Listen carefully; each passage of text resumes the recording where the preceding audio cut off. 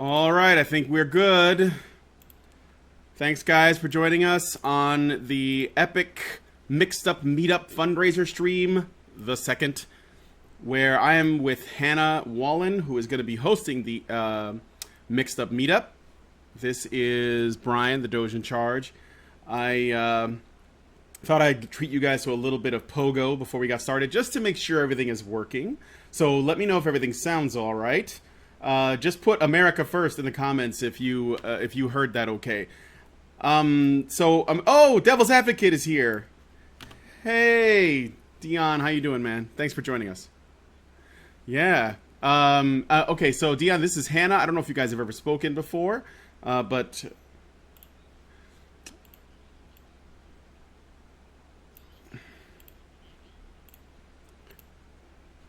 no, Dion, where are you at? You're in the South, right? Yeah, I don't think we've met. Although I have driven through South Carolina before. Actually, it's funny because I did that as part of a road trip. I drove across country. We did it for Gamergate Meetup like 2 years ago. I actually got to meet Lauren Southern, but I drove from Chicago down to South Carolina to pick up a friend, and then we drove from South Carolina, all the way to British Columbia on the other side of the country. So, and along the way, I got to stop in every state that I passed through, Tennessee, Kentucky, Tennessee, South Carolina, North Carolina, West Virginia, Ohio, Indiana. And actually, everybody was really nice in those places. I think that maybe it's just me, and I'm only basing this on one experience, but I think the South gets a bad rap. And I actually didn't. I enjoyed myself. People were really polite, at least in my experience, so.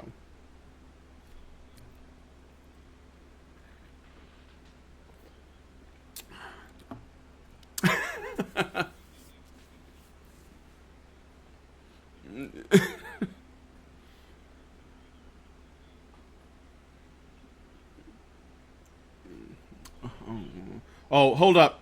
For some reason, there seems to be an issue with the audio. I got to change something here. It's just for whatever reason, people can only hear me. No, it's not that. It's yeah, for some reason, people can't. I try to basically seduce men and women. There we go. You guys should be good now. So now they should be able to hear you. So go ahead. You were saying that South Carolina, the thing about that place is it's very boring, right? And yes, it is. And all there is to do is eat and jack off. Right? just to clarify, that's the yeah. That's what there is to do. If you like smoking meth, I mean, I guess if you like smoking meth, yeah, great. I don't know. See, I'm from Ohio, and South Carolina is actually a vacation state if you're from Ohio. So unless you want to go to southeastern Ohio and investigate the caves and the Hocking Hills State Park and everything. But we have amusement parks and that. I have heard that your bath salts are quite lovely, though.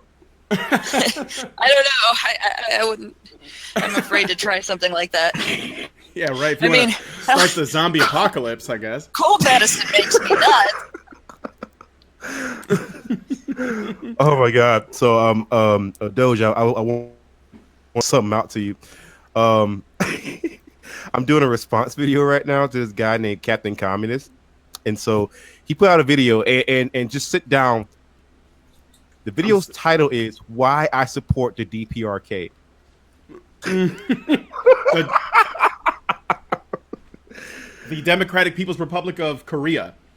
Right? Yeah, this is just for those people who don't know the North Korean government, which is apparently a people's republic because it says so right in the title. I think I just short-circuited. I had to do a response video to the same guy who was saying that Star. Wait, what? He starved millions of people. What are you talking about? Well, I'd like to see. I'm excited to see what you have when your video comes out, because that should be fun to make. That sounds like cancer, and I know cancer when I experience it. So we're gonna be. So, anyways, yeah. So, Hey man, I've been meaning to come and catch up with you. So, what are you guys talking about? Okay, so well, what we're gonna be doing today on today's show. First, I'm gonna let Hannah remind everybody why we're here. We're going to do a fundraiser for the Mixed Up Meetup. We only need about $300 to finish it. It's a really small fundraiser. It's just so that essentially Hannah doesn't have to pay for everything out of her pocket for the folks that are coming to meet up with her. And I'm hoping to be there. It all depends on how my third round of chemo goes, which begins this week. If I can, I'll probably just go for a day. And to earn it, because I think we should do something to earn it, and specifically something that involves a little bit of suffering, I have downloaded Hillary Clinton's book, What Happened, and I'm going to be reading it on the stream. So I'm going to be reading it. I have it open right here in front of me, and we're going to be going through Hillary Clinton's book to see what it is she has to say. And I'm telling you, I just previewed like the first few pages before we even get started. The cancer starts. So I'm just warning you. This is gonna be awful. I mean, it's gonna be painful. So that's what we're doing. Dion, you wanna hang out with us for that? Yeah. You sir. What was that? Yeah. You mentioned cancer. Yes. Yeah. Wow. I feel like we should take like some cigarettes and just liquefy them. And like get like some needles and like some fucking IVs and just put it in our goddamn eyeballs.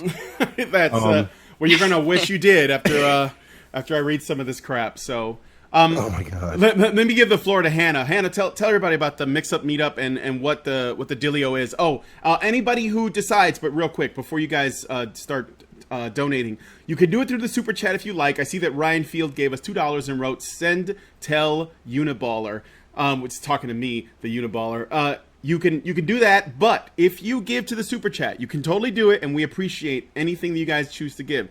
But if you do it through super chat, YouTube takes 30% of what you put through the super chat. So just think about that. It might be better. I mean, it takes a little bit longer, but it might be better for you to go straight up to feedthebadger.com. I put a link in the low bar. That way we get more of what you want to give, and you give less to YouTube, especially if you're unhappy with YouTube as of late. Maybe you don't want to give the money, but ultimately it's up to you. Just be aware that if you give it to us through the super chat, YouTube takes 30%. So, okay, Hannah. All right. So this year's Mixed Up Meetup will be the weekend of September 23rd to 24th. That's Saturday the 23rd and Sunday the 24th. And like last year's meetup, I was able to host people who didn't want to go home the first night. What we basically did was we went to Wright-Patterson Air Force Museum in the morning, and then after it closed, we went to a local retro games arcade, and we're going to do that again on Saturday because everybody really liked both attractions. And then, like I said, last year everybody was able to come back to my place, but we're really not able to do that this year.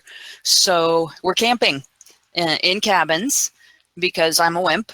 And I'm probably not the only one because we're all nerds, right?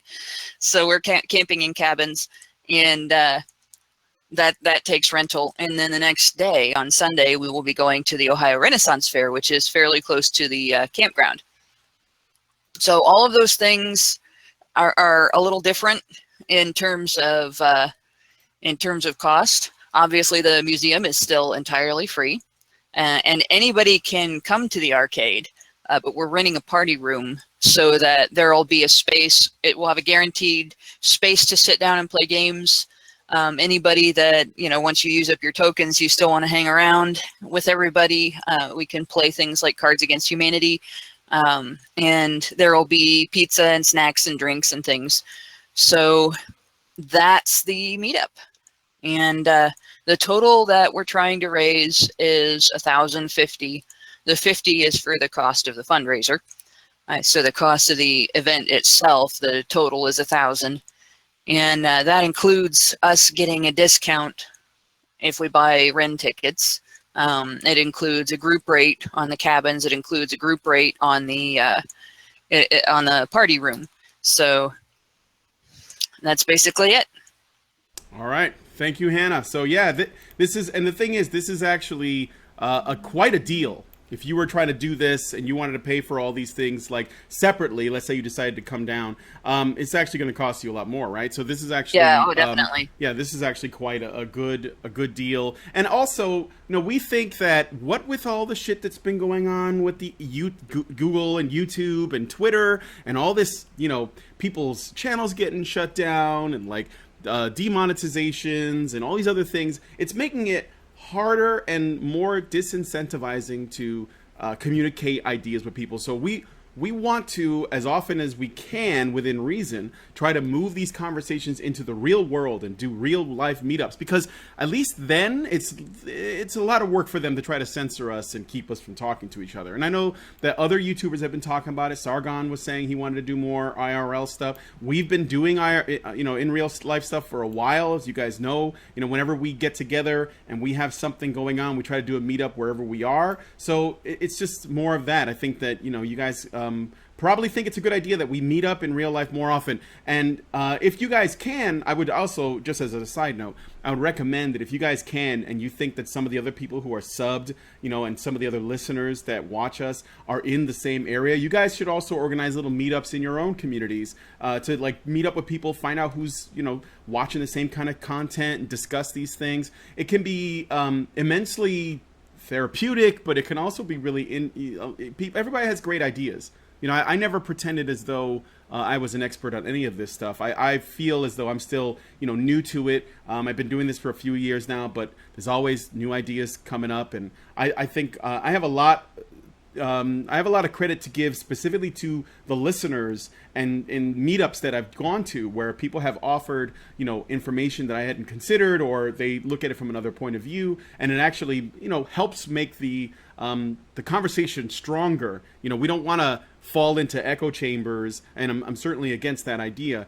And so I want to have more in real life discussions, if at all possible, with as many people as possible. So this is important stuff. So you guys should consider doing it in your own communities too, if you can. I also have another reason why I think it's very important for us to gather together and do things together in public spaces, to use a feminist term. And that is because they are trying so hard to push anybody who disagrees with their perspective out of public spaces. Just the act of disagreement with the progressive stack-laden viewpoint gets you labeled a Nazi.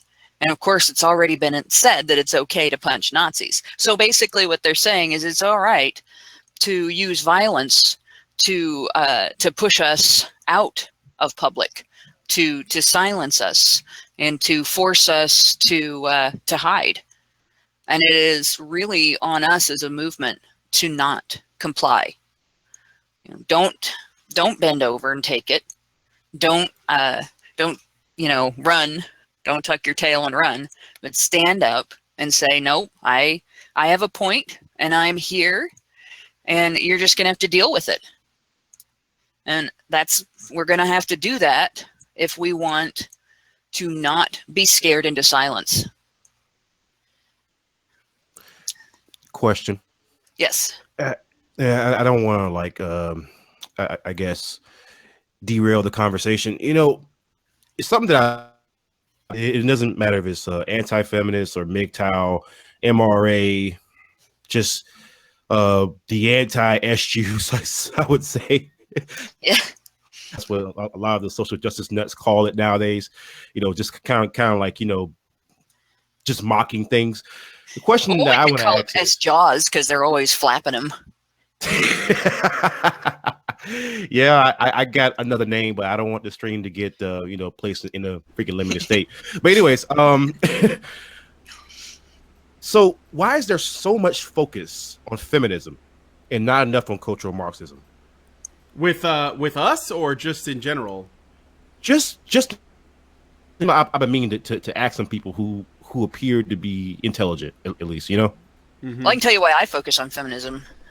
Feminism is really, it's the thing that is being used, like the wedge, the I don't know, the way to sneak a foot in the door to get cultural Marxism accepted.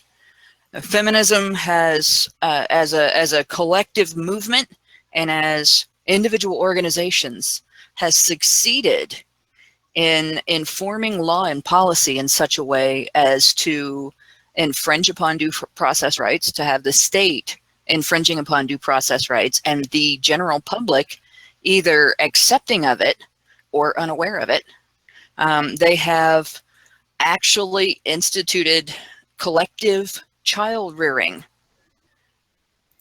at the state level without people realizing that that's what's happened. And it has been the feminist push that has led to that, because it was feminism.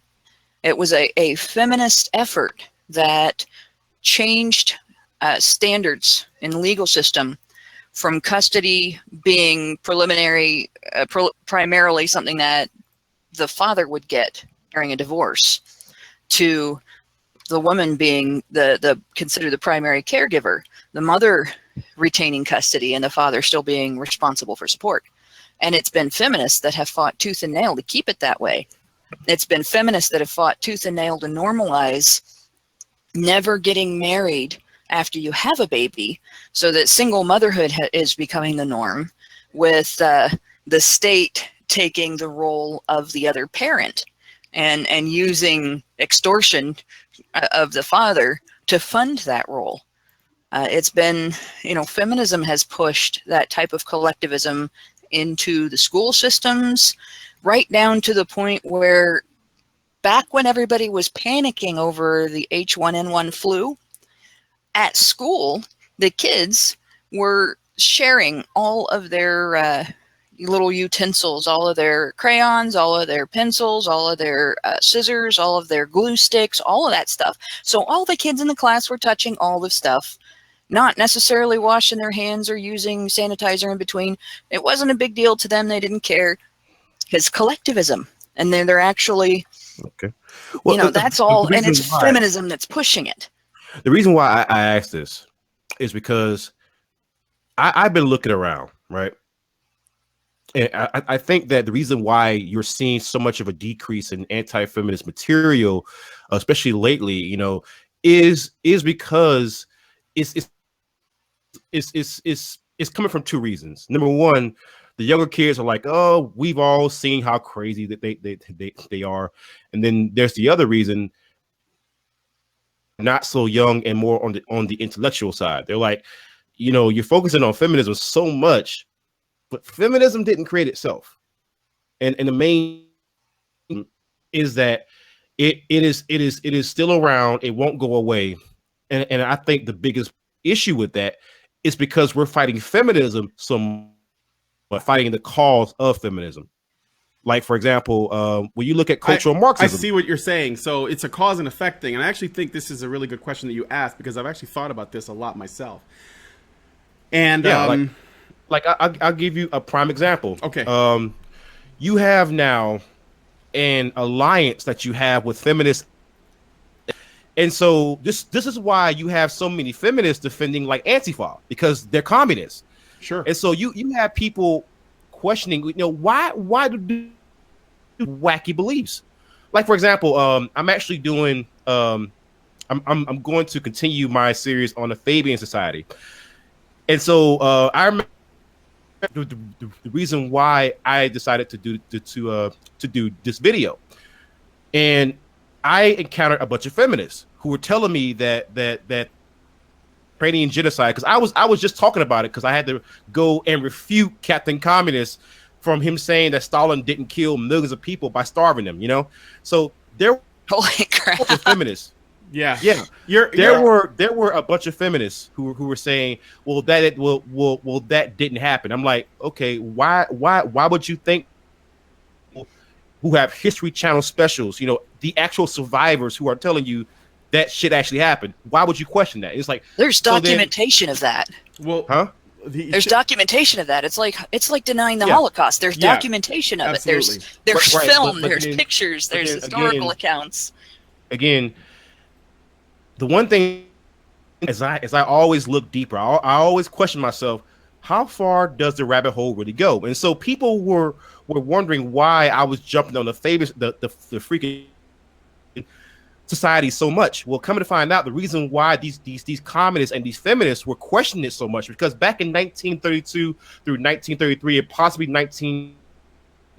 there was a man named Walter Durantry, and he was a Pulitzer Prize winning journalist, and he went to Ukraine and Russia back during that time. He said that nothing happened there. And so I questioned the reason why he lied. Well, coming to find out, he's from Liverpool, England. And Liverpool, England, back in that time, and even now, to be a very big cradle of socialism, right? Marxism. Yeah. And then I look back even further and coming to find out, Sidney Webb and people of the founding members of the freaking famous Fabian Society actually put him up to it. And then on top of that, when people found out that he was lying, they went to to Pulitzer, right? And they said, why don't you retract his award? Well, Pulitzer said no, and at Pulitzer was still alive. So we find out the reason why he said no. It's because Pulitzer's mentor was a Scottish professor, but also a member of the. That's why of the Fabian Society. Yes. Okay, because your mic is cutting out like it drops for like a moment. Half of, like about half of everything you say. Hear me now? Am I a little bit better now? It seems to be. It's almost like I don't know if it's like the connection. Moving. Yeah, it's almost like you're moving, and every time you move, the connection breaks, or you get too far from the mic for it to a little better now. Yeah, it sounds good. That sounds good. Yeah, I have to turn the gain up a little bit. Okay. Because I keep the gain low. Oh, I know what it is. You probably have one of those mics. Maybe there's a setting that it doesn't pick up your audio unless your volume is at a certain level. So, like, when you get to the end of a sentence and your volume starts to drop, the mic cuts you off. So we only get... It's like because it was rhythmic. You know, I was noticing there was like a pattern. But, I mean, I get what you're saying. And I think all that... I think there's definitely a lot of value in all of that stuff, and I'm not surprised. And we've been talking about this on our show off and on. But because Honey Badger Radio, we have a focus on men's rights. So feminism is a big thing that we oppose because it directly stands in the way of that. But on the other, there's another side to it too, because I've been thinking about this cultural Marxism thing, which is inextricably tied to feminism, and it is likely the root of it. If you, if you're somebody who wants to tear down, everything that the West has built, then there's a few ways you can do it. I mean, because you want to bring in your own utopian ideas, right? So one of them is you start to essentially create class struggle, and then if that doesn't work, you do it another way. So for example, it is said that the term racism didn't exist before Leon Trotsky started to use it. I mean, you've heard of I'm assuming you know about that, right? Right. Yeah. Right. So, and it was basically a tool that was used to divide people by race. And of course, it was something that had to come about once we started to actually become more of a global network where people were from different countries and ethnicities were talking to each other. And that suddenly made that useful. Feminism is the same thing. It actually is older. I can't remember the name of the guy who coined it, but essentially it was coined as a means to Charles Fourier. Yeah, Charles Fourier. That's it. It's Charles Fourier, and he basically said, "What is feminism? Essentially, it is judging and valuing a culture based on how it treats its women." And I think that feminism is actually, of all of these identitarian movements that are focused on dividing people into groups, I think that feminism is the most threatening and the most powerful of all of them, because the way that men and women relate to each other is more important than the way the races do, and the way that people of different sexualities do. In fact, that's probably pretty inconsequential by comparison. Yeah. And so, it's more impacting for sure. That's what I mean. It has more of an impact. In fact, a lot of these, I remember your video, Devil's Advocate, about Black Lives Matter, when you looked into it. And if you look at the root, now obviously Black Lives Matter is a communist movement as well, but if you trace to how it was able to implement itself so effectively, it started as while it may appear to have been one that was focused on race, it was actually a intersectional feminist movement first, which of course intersectional feminism is the feminism that wants to bring all of the different oppressed groups together, but it uses gynocentrism as its tool to get started. That's why it has to start from feminism, because everybody cares about women. That's sort of like a universal human trait that we've probably developed over, millions of years, because we needed them to perpetuate the species. So you put women first, and that actually trumps race, race, sexual orientation, religion, financial or economic status, ability or disability, whatever. Any other intersectional group, even though they have the progressive stack set up a certain way, women are the ones that we basically protect the most. Like, nobody says, even people on the right that are politicians that want to get votes, they will pander to women too, because gynocentrism is that central. It's sort of like it's the most effective strategy. And I think that while feminism couldn't have existed without cultural Marxism, feminism is the most powerful weapon that cultural Marxism has. So it's that's what I think anyway. I mean, what do you think about Deanna? Well, okay. I had to say 98% of what you just said, I have no counter argument against it. The thing is that 2%, and that 2% is, once again, let's say that we are a homogenous species, that we're all agender. Let's just okay. Imagine we're all flowers. Okay. Yeah. I want to be dandelion. Even with that kind of existence, if you introduce cultural Marxism, you are still destroyed. So sure. Actually, I don't think feminism, so. And there's a reason. There's a reason. There is a significant difference in society overall between men and women, and the degree of accountability that society expects the sexes to meet. And if women didn't exist as a gender, if we were all flowers, there would be one level of expectation of accountability that would make it significantly harder to introduce collectivism, because collectivism is sold by persuading people to abandon their freedom for the sake of imposing greater accountability on somebody else, rather than having to face it themselves. That other people are accountable for you. And right. That's something that, if it was just all men, for instance, if we all had the same degree of accountability as a man, and unfortunately we don't. That's one of the reasons why Hillary Clinton didn't become president, because she couldn't be accountable, and people recognized it, which is a new thing. I think if she had run 20 years ago, she'd have been president. But in any case, without that disparity in accountability, it is much harder. It's always women that usher in collectivism. Always. Men may talk about it, men may sell it, but women are the ones who make it societally attractive. Women are the ones who end up demanding it. Women are the ones who persuade their husbands and their brothers and their sons to give up their individual rights and to give up their ability to strive to do better for themselves and their families for the sake of the whole community. That makes sense, because women they would rather have a society that is basically going to be as safe as possible for them to raise their children, and the best way to do that is to take away other people's freedoms, because they see it as a worthwhile sacrifice. If we enough to keep my baby safe, basically. And here's where feminism comes in. 100 years ago, we had somewhat of a balance between women and men. 200 years ago, 300 years ago, where, men were more accountable. Women had restrictions that they had to deal with in order to facilitate male obligation. And it wasn't a perfect system. But what feminists have done is they've come in and said, well, we don't want to get rid of any of the accountability, any of the obligations that men face. We don't want to get rid of any of the restrictions on men, but we want to get rid of all of the restrictions on women. We want to get rid of some of the existing accountability that women do face. And we're going to call it shaming so that, and treat shaming as an always bad thing so that we can do that. But we still want all of the freedoms that men have and all of the rights that men enjoy.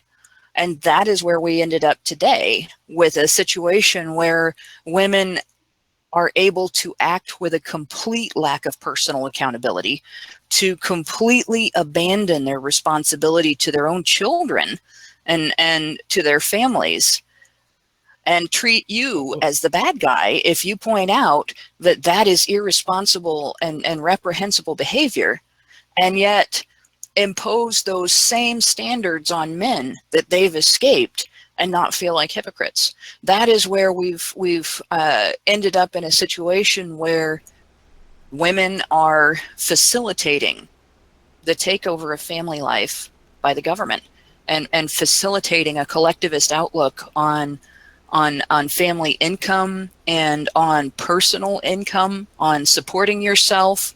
The idea that the government owes you things simply because they are dearly needed things.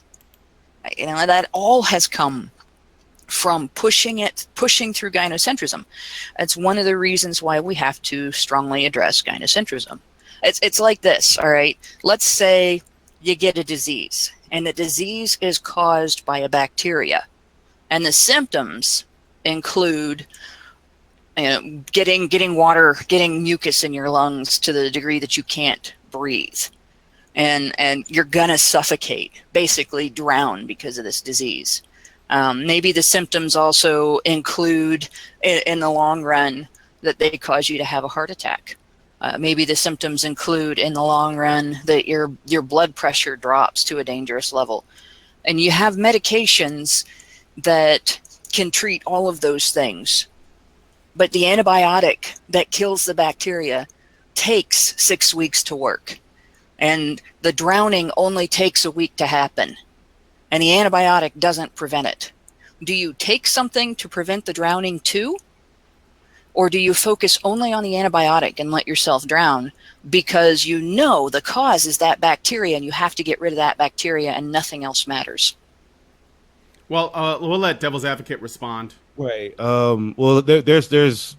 I was writing things out because, again, you know, I want to make sure I listen to people and I want their points. And so what she said made a lot of sense, you know, especially when it comes to gynocentrism. Here's my issue. The first thing that you said when if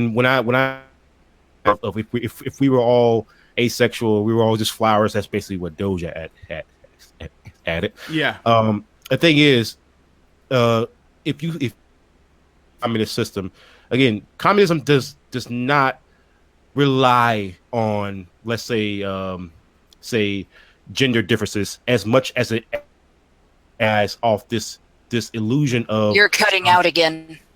Right.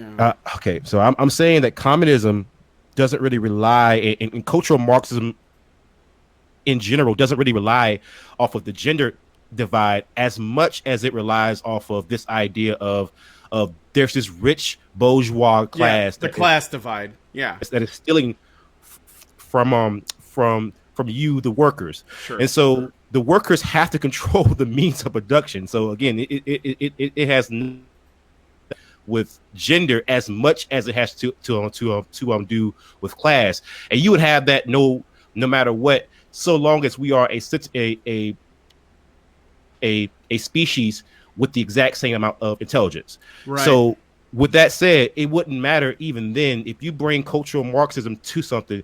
It may work for a while, you know, for a good little minute, but then eventually it will collapse. So that's what I mean by the bigger threat is cultural Marxism is not a threat, because if you were to go to my channel, I've made some arguments against feminism over and over and over again. But the thing is that people don't seem to understand that feminism is only a weapon. That's it. Right. You're saying it's a symptom. But the thing is, here's the thing about feminism that I find really interesting, though. See, communism, which was the ultimate goal of the people who became Marxists. I think that Karl Marx himself, you know, whether or not he was for it or if he was just, you know, proposing a theory, irrelevant. The people who latched onto it and said, this is something I want to make happen, like the Leninists and the Stalinists and so on, right, and the Maoists, that they tried to implement it based on class with that whole idea. And yes, we still have Marxists and communists around today. But when it failed, the world saw that it did. But the thing that's interesting is, while it's still, there are definitely parts of the world that people are trying to implement it. The thing about feminism, though, is that it is actually, at least in the West, I think it's actually a far more popular idea than communism is. And even though, because this is something that I've seen where people like, Milo have stated this, they have made this statement where they said, oh, when polled, feminism is extremely unpopular. Like there's an overwhelming majority of people who don't identify as feminists. But I would argue that that's not an accurate representation of what people really think. Because I think that the average person, if you told them, do you agree with this feminist principle, which of course is built on a bunch of presumptions that should be called into question, but often are not because of the way the media works and everything else, right? And the way that academia works and everything. Most people would agree with feminist principles if you didn't call it feminism. If you asked them if they were feminists, you might get a majority to say no, but a lot of times the reasoning for that answer is not because I disagree with feminism, and I understand that, the 70 cents on the dollar thing is a myth, and I understand that 1 in 4 rape is a myth, and I heard the MRA arguments, and I think, it's not that. Usually people are saying no because they think of it like, well, I don't really do any activism, or I don't, I don't hate men, or, whatever. Like I believe in equality, so that makes me a feminist because I was told that by ATTN or Al Jazeera Plus or some shit. So, I think that there are more people that agree with feminist principles, even if they don't see themselves as feminists. Basically, what I mean is the narrative around feminism is so pervasive that you don't have to call yourself a feminist to agree with most of the shit they say, despite how untrue it is. And I think the fact that we typically put women's needs as a group, we typically put women's needs first. So, firstly, men tend to put women first right off the bat, even if they're homosexual, and women put women first.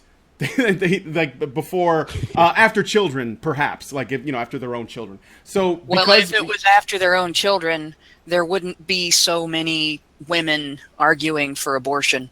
Well, that's true, but I mean that's a whole other animal. And, I think, and to be honest, if women were that focused on the welfare as a group, were that focused on the welfare of their children, nobody would have ever been able to convince women that cutting the father out of their child's life is a good idea. Sure, but I do think that when it comes down to things like abortion, when a woman decides to abort, it's not because she thinks that women in general are more important than children. It's because she thinks she's more important than her child. So she's basically that's just selfish. She's putting herself first, but not necessarily women as a group. I actually, there's also probably...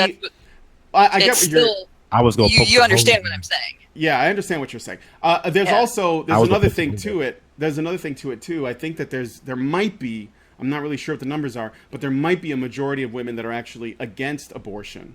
There is a majority of women. Yeah, in general, but it's just that there's enough. Still, women are still the driving force for. Absolutely, for they're the ones that go out and do it. Well, Dion, go ahead.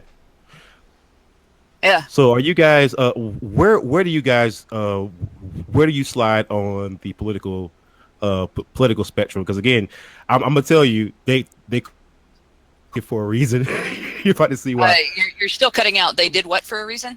I was asking you where do you guys fall on the political spectrum? And then you said something else after that. That's what because you're about to see why they call me devil's advocate. Oh yeah, right. So because well, all the badges are different in terms of politics. Yeah. I never took the compass test, but I could tell you that I've actually been questioning the validity of that test anyway. And here's the reason why. The one that's got the four fields, like libertarian, authoritarian, left, right. I'm not sure about the accuracy of that as a graph in general, because my belief is socially I'm liberal. Like I'm, hey, gays get married, like all that shit. Like I don't care. Women can go out and do whatever the hell they want, provided that it's all based on merit. Some more like libertarian. Yeah, so I'm pretty libertarian. But definitely. I mean, I want the government to leave me alone. That's where I stand on that. Limited government, absolutely. And the thing is, how about you, Hannah? I have actually been all over the spectrum. And I started out very, very diehard Republican when I was younger. And I have moved to a position that I would probably, like other people have described me as constitutionalist conservative or something like that. The problem with that is that I don't have the standard conservative viewpoint on social issues. And where, like I just mentioned abortion, my position on abortion is very weird. I think having an abortion is a reprehensible act if you're doing it for birth control. Not just a wrong idea, but an actual reprehensible act. I think the law is not going to properly address it. And I think that that accountability should be on women. So where do you put me on that? Because like I'm against abortion as a practice and a behavior, but I'm against legislating it. I'm against legislating it because I think it doesn't address the cause of that behavior. Right. I think I would probably say you're more of a moralist, because again, you're saying that you think that it's reprehensible. I'm not, my reasons for that are right. Based on the consideration. Like if we're going to consider shooting your neighbor in the head because he took your parking space, right. Reprehensible act, or because he got the job you wanted, a reprehensible act, then we should also consider killing a baby, regardless of what stage of development it's in, because it's going to keep you from getting the job you want, or because it's going to make you fat, a reprehensible act. So it's basically right. Maintaining unless I want to become whatever it is that considers murder to be okay, as long as you have the strength to support it, which I don't, then I'm going to stand against both until somebody can prove to me that an unborn baby is not a living human organism that is genetically different from the mother because it has the father's genes as well. So right. If somebody can prove to me that an unborn baby is not what it is, then I'll reconsider my position on abortion. So my own assessment of my political position has led me to look at, I'm probably somewhere between libertarian and anarchist. Right. Well, again, when I said moralist, I didn't mean anything bad by that, because again, can be pretty much called that. Because I associate that with the temperance type, and I'm not. Right. Well, again, because I don't. I have seen videos of the actual procedure, and it's fucking horrible. Yeah. But here's the thing. I am pro-choice. People are like, oh, you are a pro-choice Republican? How can you do that? That doesn't make any sense. And I explained to them why. And I asked them a series of questions. I said, well,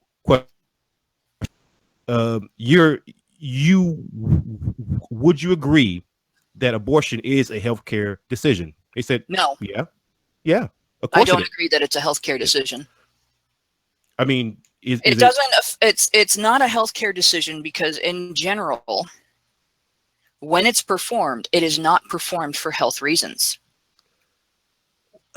Okay, that's kind of like saying you getting a skin graft is not for a medical reason.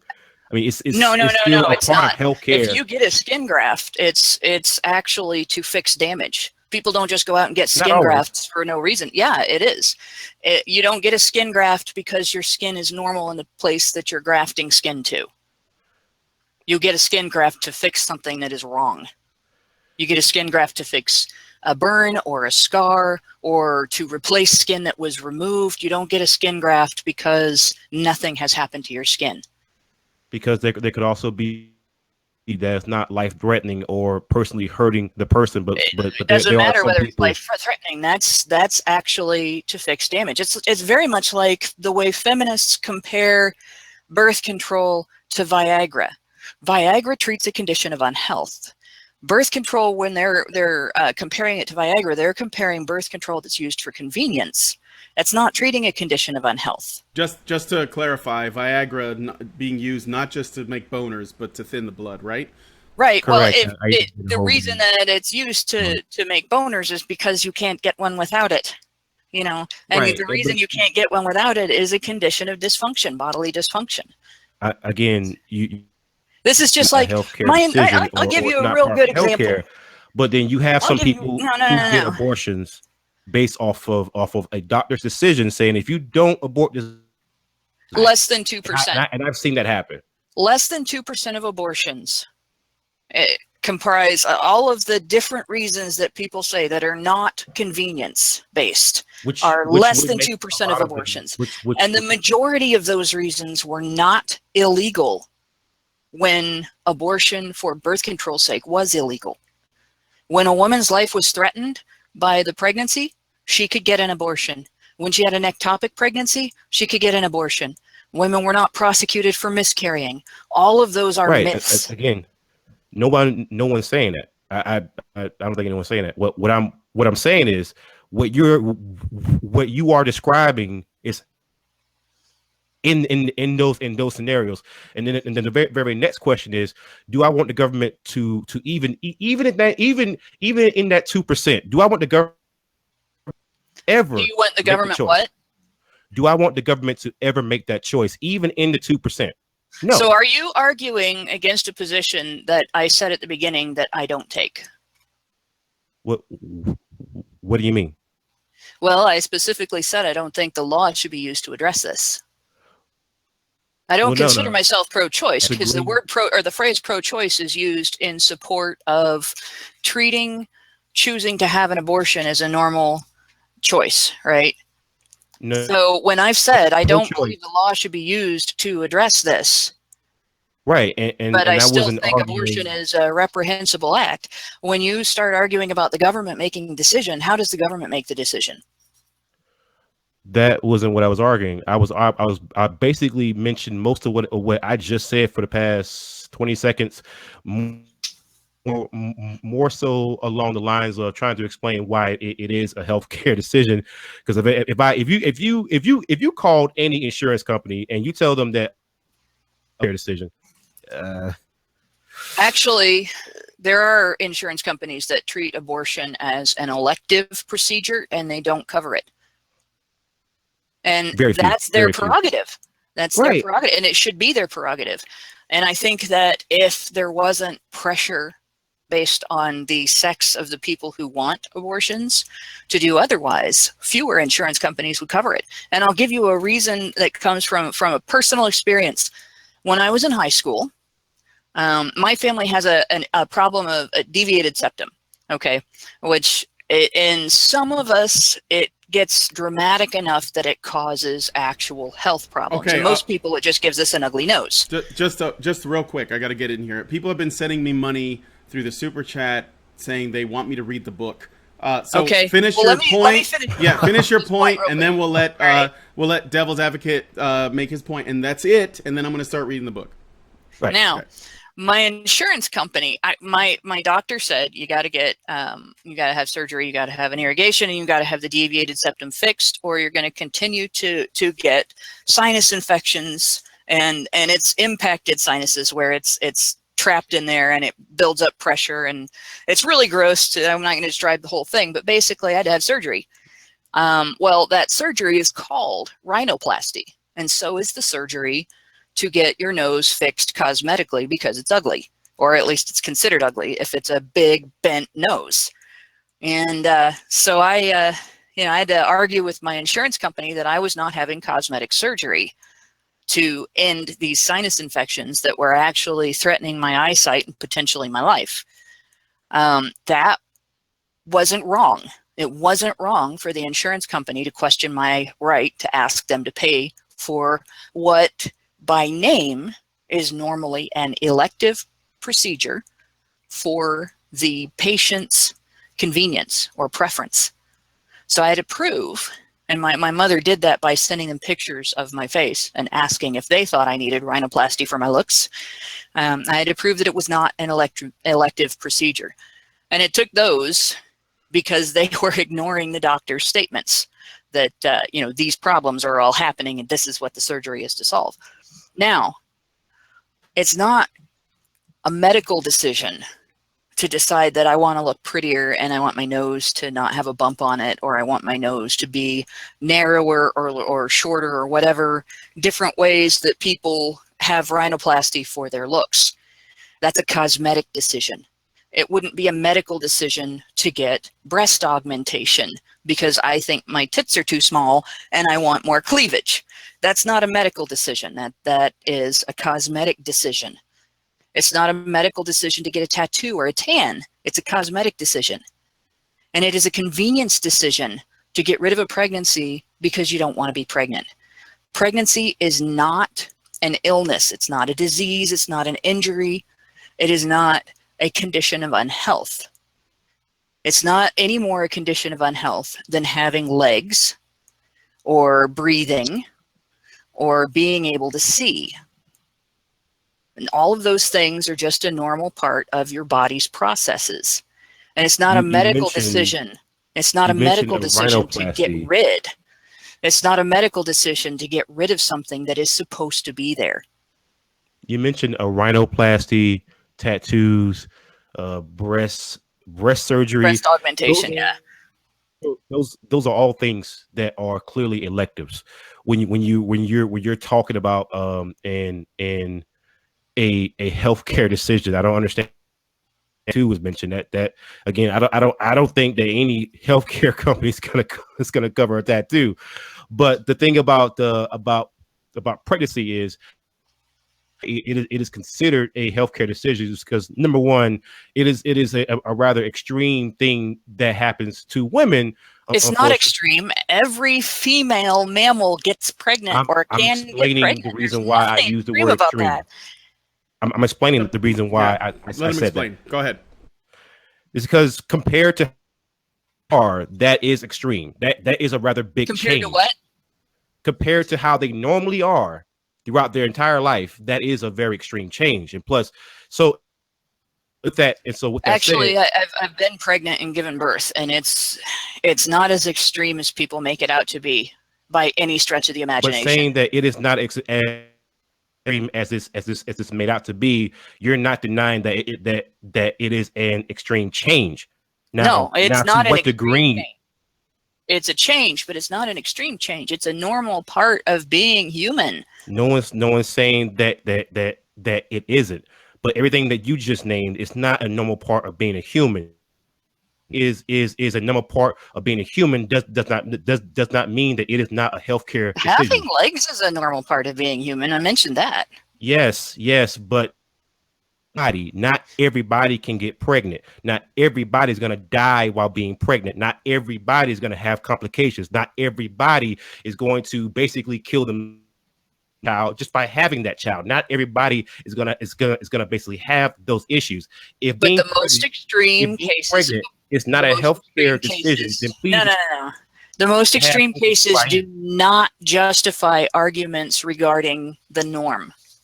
That's not what I'm saying. Not an acceptable argument. If you are saying that decision, then please get rid of every OBGYN then. I mean, yeah. No, having an abortion is not a medical decision because it is not a medically necessary procedure. Having an abortion gave you examples as to where it is a medically necessary, but not the norm. The norm is for birth control. It is not a medical decision to cut off something or eliminate something on your body that you don't have to get rid of for health reasons. That's not any more than, I know you just used the extreme example, the 2%, but it is justify the other 99%. That's a logical fallacy. You're not making an argument against what I'm calling. Actually, no. It's not a logical fallacy because my argument is that 98% that is not the conditions you're talking about is not a medical decision. And the conditions you're talking about don't make that 99% a medical decision. Just like my circumstance of needing rhinoplasty to eliminate a condition of unhealth does not make getting your nose made prettier a medical decision. You won't die from that. That's why. You won't. It doesn't matter. Die from that. Actually, I couldn't die from that. That's my point. The fact. All right, die from that. Stop. Okay, wait, I got to get in here. Hold on. Okay, because I want to clarify what's going on because I think that there's a little bit of possibly people talking past each other. So, to clarify, because actually this point that Devil's Advocate was trying to make was actually part of a larger point, and the abortion thing was a bit of a you were using it as an example to make a larger point, right? So we got a little hung up on this. Right. Yeah, so you were trying to make a larger point. So ultimately, what we're saying is, okay, according to Devil's Advocate's ideas, he believes that he is pro-choice because he believes that abortion, in at least in some cases, could be a medically necessary procedure. And Hannah's argument against it is essentially, in her mind, abortion is not birth control. And it shouldn't be birth control, but it's used as birth control probably more often than it should. But this is a bit of a distraction from his main point, which I would rather get to, because I think this will just it won't end. I mean, that was kind of my position, but it's not entirely my position. But right, but I mean, and I don't mean to misrepresent your position. I guess I just want to get to what Dion is ultimately trying to get at, so that we don't get too hung up on this point. But I think the whole discussion is proof of what I was saying originally, is that people on one issue and they don't see the bigger picture. She's talking about, for example, she doesn't like abortion. And personally, I don't either. But again, she's focusing so much on that issue. Meanwhile, the argument that I'm making is less government control. Actually, that's not what happened. I mentioned that, and you jumped on it, and we got into a side argument about it. But go on. Well, that's fine. Whatever. We got into. I was here. I mean, I know what I heard, but the thing is that, again, we are focusing so much on one issue when this is what I was saying from the very beginning, is that people get caught up in this. They get caught up in these angles. They get caught up in these opinions where they don't see the bigger picture. The bigger picture here is that once you bring the government into anything that, again, if you don't want to call it a healthcare decision, that's fine. But once you bring the government into something like that, it will never end.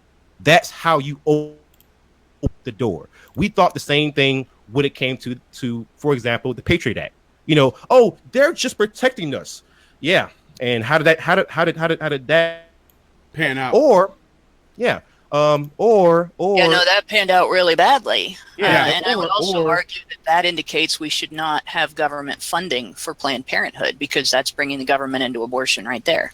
Right, and again, that's I've already actually made a video about why we shouldn't be as to them. Yeah, but again, that's the overall point. Is that again, we focus so much on our emotions and on our angles to the point where we forget the bigger picture, and that's what I'm so worried about, because I've been seeing this over and over and over again. It's like, do you really know who you're fighting? Well, actually, the promotion of that particular topic of abortion in the United States traces back to Marxism. Okay. Right. It traces back to socialism and what's it called when you try to get rid of people based on their genetics? Eugenics. Yeah. Eugenics. Yeah. Yeah. So it's yet another thing that goes back to the topic that you were bringing up to begin with, Marxism. Yeah. But most people, a tentacle. But most people about abortion and Planned Parenthood, do they even mention Marxism? No. Most of the time, our people are not aware of that. But when you bring up Marxism, actually, I've done that before, and the result usually is you get into an argument over whether or not it's connected, and it totally derails the argument over whether or not it is wise for any entity in any country to be funded by the government to promote women getting rid of pregnancies for birth control after they've conceived. So you end up with not discussing that, because you end up fighting over whether or not there's actually a relationship between abortion and Marxism. Okay, and the same thing happens with feminism. Okay, we got it's 3 o'clock. Yeah, it's 3 o'clock. Allison is here, and she wants to do something, a raffle. Yeah, a raffle bot. Now, can you get the Discord chat up? I can't display it. For some reason, it only shows a black screen when I do that. Really? I'm sorry. Yeah. Oh, crap. I've been having problems with that, too. It won't let me do that. And besides, I'm using Google Hangouts, but why? What do you want me to? We are going to draw a raffle. Stay tuned. What do you? Well, just to explain this, so I'm instituting. We've created or programmed a Honey Badger Radio raffle bot for the people in the Discord, and once a month, or perhaps more often, we will be doing a draw for the people who are in our Discord. There's going to be four categories. One will be anybody who's in the Discord, except for the Badgers and those people. We don't need a draw. So anybody who's in the Discord will have a ticket, and then the second one will be extra tickets for the higher level patrons, and then the volunteers will have their own draw, and then there's a draw called the Wiener Draw, which people become wieners by participating more in the chat. So if you ever want to be part of the Honey Badger Radio raffle, you can go to www.patreon.com/honeybadgerradio, subscribe to our Discord, get in there, and you will be placed. You will get a golden ticket and the possibility of winning a raffle. All right. Unfortunately, apparently we can't actually show the draw because it's not showing up. Oh, it's this weird thing where just OBS doesn't want to display Discord anymore. It used to. So I may have to dig into Discord's options, or I don't know what's causing it, but sorry. All right. Okay. So drum roll, please. Andrew, one raffle prize? Yep. So I guess I'll just announce the winners. Okay, so Andrew. Oh, he's doing it. I can see that he's started the raffle process. Apparently nothing has happened. I see fireworks. That's it. You see fireworks? Okay, where? There's a firework GIF that's playing in the. Okay. We got a winner. Rafflebot has selected a winner from the people in the Discord. Oh yeah! So, congratulations. Should we say the name? Yeah, I think I can pronounce it. Congratulations, Scottiege. Yeah. Scotty J. Yeah, that makes sense. Congratulations. Okay. What did he get? That's a mystery. I'm going to be sending it to him. So Scotty J, be sure to PM me your information so I can send something out to you.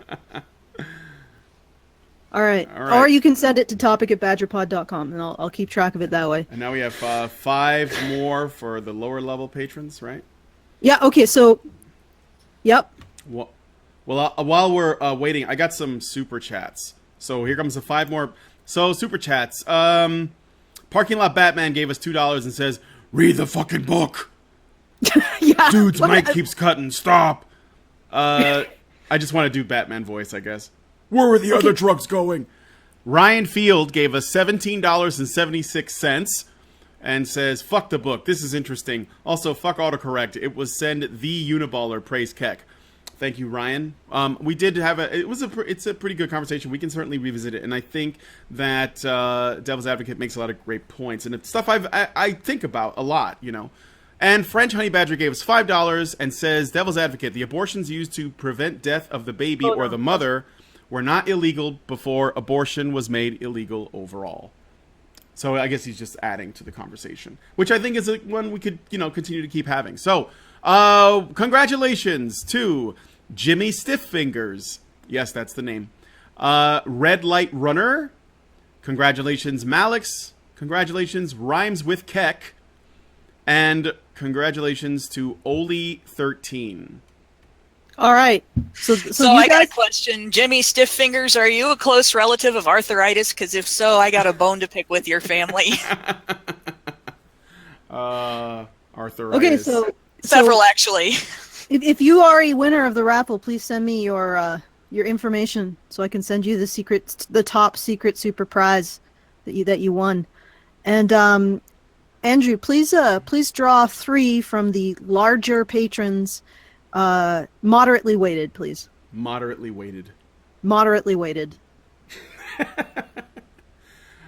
You guys that are lambasting me in the chat, I had to do that. It's genetic. Okay, and anybody who's listening, we are at, what is it? Oh, I have it. I have it displayed. We're at $815. We just need it like $185, and we've. Oh no, I'm sorry. 100 and I think it's like about 150. No, $245 or No, 240, something like that. $235. That'll do it. Yes, $235. Come on, guys. Come on, guys. I You know, can but do you know this. what? No, you know what? I think they're gonna wait until I actually start reading, though.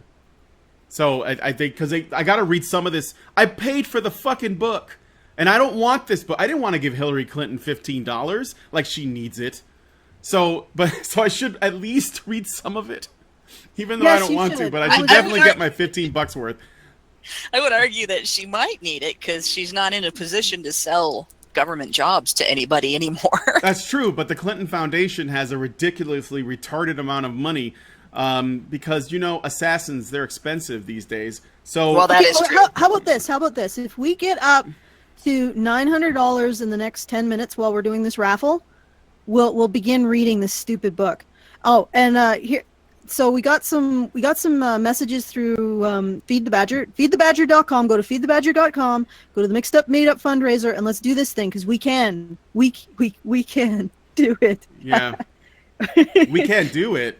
We Okay. can. All right. Okay, We got some raffle winners. Congratulations at French Honey Badger. Oh, for God's sake! Doge, Sneck, Pepe.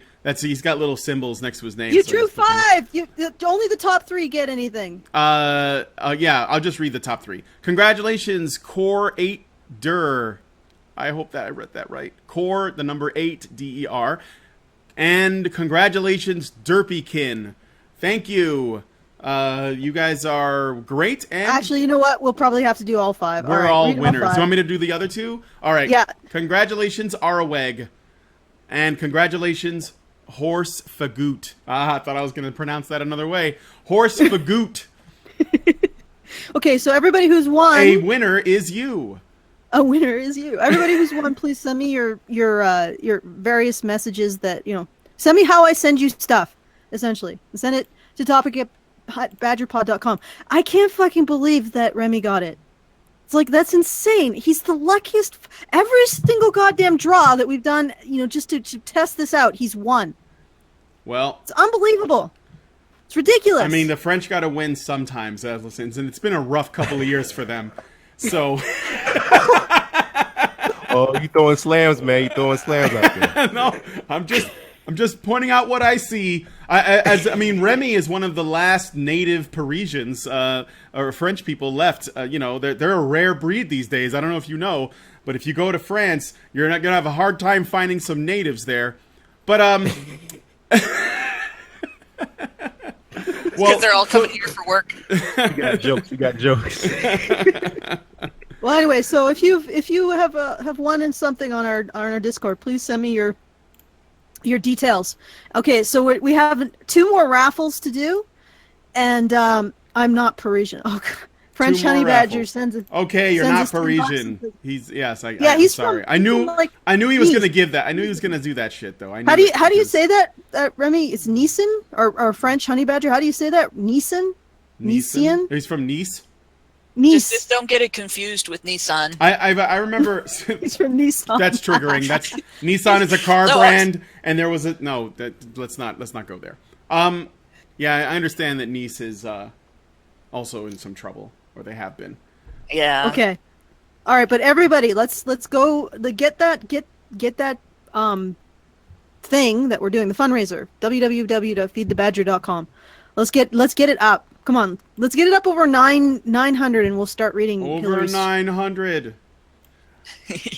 We'll start reading Hillary's stuff. Okay, French Honey Badger gives us $10 and says, "I'm Grassois from Grass, or Grassy, maybe Grass. I don't know.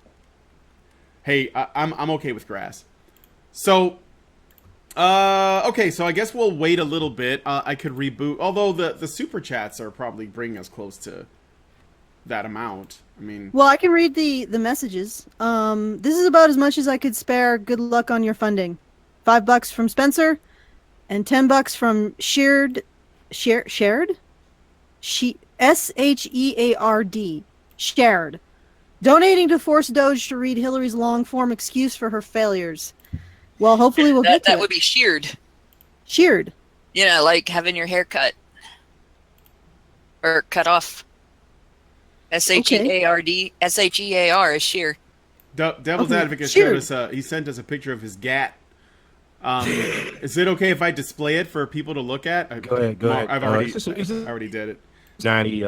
I got some hollow points with it, but you don't want to see like the full armory, man. It's ridiculous. Oh shit! So you're Nice. you're a veteran, right? So Yeah. Thank you for your service, first off, and I really liked your video about veterans. That was because I could understand the rage you must have been feeling. I actually did a show with veterans on here not long ago because I wanted to interview some people that had some experience in the armed forces because it's something that I think that basically it's mostly a man thing, right? So we have a concern for that. So I wanted to talk about that. So yeah, we had some vets on, and we also talked about things like the VA, which is a government project. So what's your experience with the VA been like? Okay. Well, you have one or two things that normally happens. One, you can have a really good experience, or two, you can end up like I did out of service. I've been asking for a psychiatric evaluation for like 6 months. It took them 6 months to get to me. That's basically what happened. I think from Afghanistan, Jason, he had a cyst on his heart the entire time throughout his entire military service, and it took them a year to get him a surgery. Shit. On his freaking heart.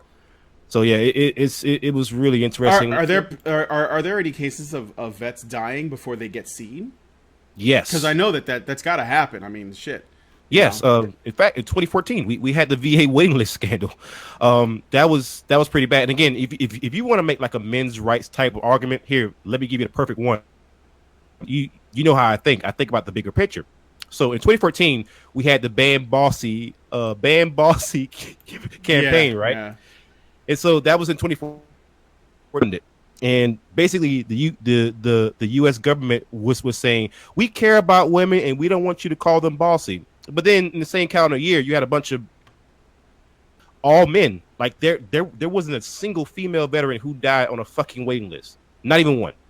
And imagine the message that sent to every male veteran. Yeah. No, I mean, I'm not surprised by that, because what percentage of the military is female? I mean, well, at least maybe from your experience. Less than 10%. Yeah, less than 10%. Yeah, it's actually really small.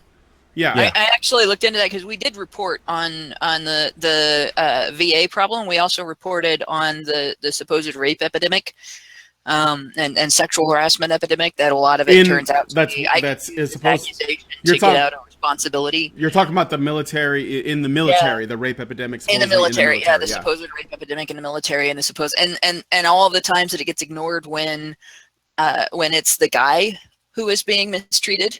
Yeah. So I mean, we looked into a lot of that stuff, and one of the big things that kept coming up is that the vast majority of the military is male, and it's a lot of the hardest, dirtiest, most dangerous, nastiest jobs that the military exists to perform are almost or totally exclusively male. And right, and there's other veterans types of issues. Like, for example, you mentioned the Viagra and how is being used. Well, I think I probably was like the only person on YouTube who made this point, and I don't want to take any kind of credit for that, because again, the whole video was designed a fucking myth. Like, for example, when the whole trans ban, when that happened, you had people saying, well, the military, they provide so much money for Viagra, how do the transgender surgeries? And again, it doesn't matter what you feel about people being in the service when they're transgender, but it was a false comparison, because again, you're talking about a surgery for someone who is, for example, could be going into the service or versus the vast majority of your military force, which are men. And so with that said, people think that the Viagra basically used just for erectile dysfunction, without realizing what causes that erectile dysfunction, like high blood pressure, like for example, PTSD cause erectile dysfunction. It's like, okay, so your argument is if we can't if we can't provide these surgeries for these people, then remove erectile dysfunction medication from more than 90% of your fucking forces. So basically, I'm gonna be more likely to commit fucking suicide, and you think me having a fucking lip dick is going to actually help that? Okay, makes sense. Yeah, there's some real serious issues there. Among other things, we're talking about significantly different grades of treatment as well. Right. A medication for a thing versus and not just a surgery. Like, people think of transitioning, they don't realize that it involves not just, you know, a simple surgery, but a couple of years of lifestyle changes, medical regimen that cannot be interrupted, and at least a surgery, but in many cases more than one surgery. So we're talking about a complex medical process that takes years, as opposed to a prescription for a drug that isn't even all that expensive. And like it or not, we're talking about placing a medical burden for an issue that is a personal issue on an organization that exists for a specific purpose. And people, generally speaking, shouldn't join that organization unless their primary dedication is to that purpose. So if you're joining it to get money for medical treatment that is going to be incredibly expensive, that's wrong. And it's not stupid. Dedication to that purpose. It's politicizing something that shouldn't be politicized. And I think people who make that argument are actually exploiting the plight of individuals who are transgender and pushing them to participate in their own exploitation rather than dealing with the issue on a good faith and rational level.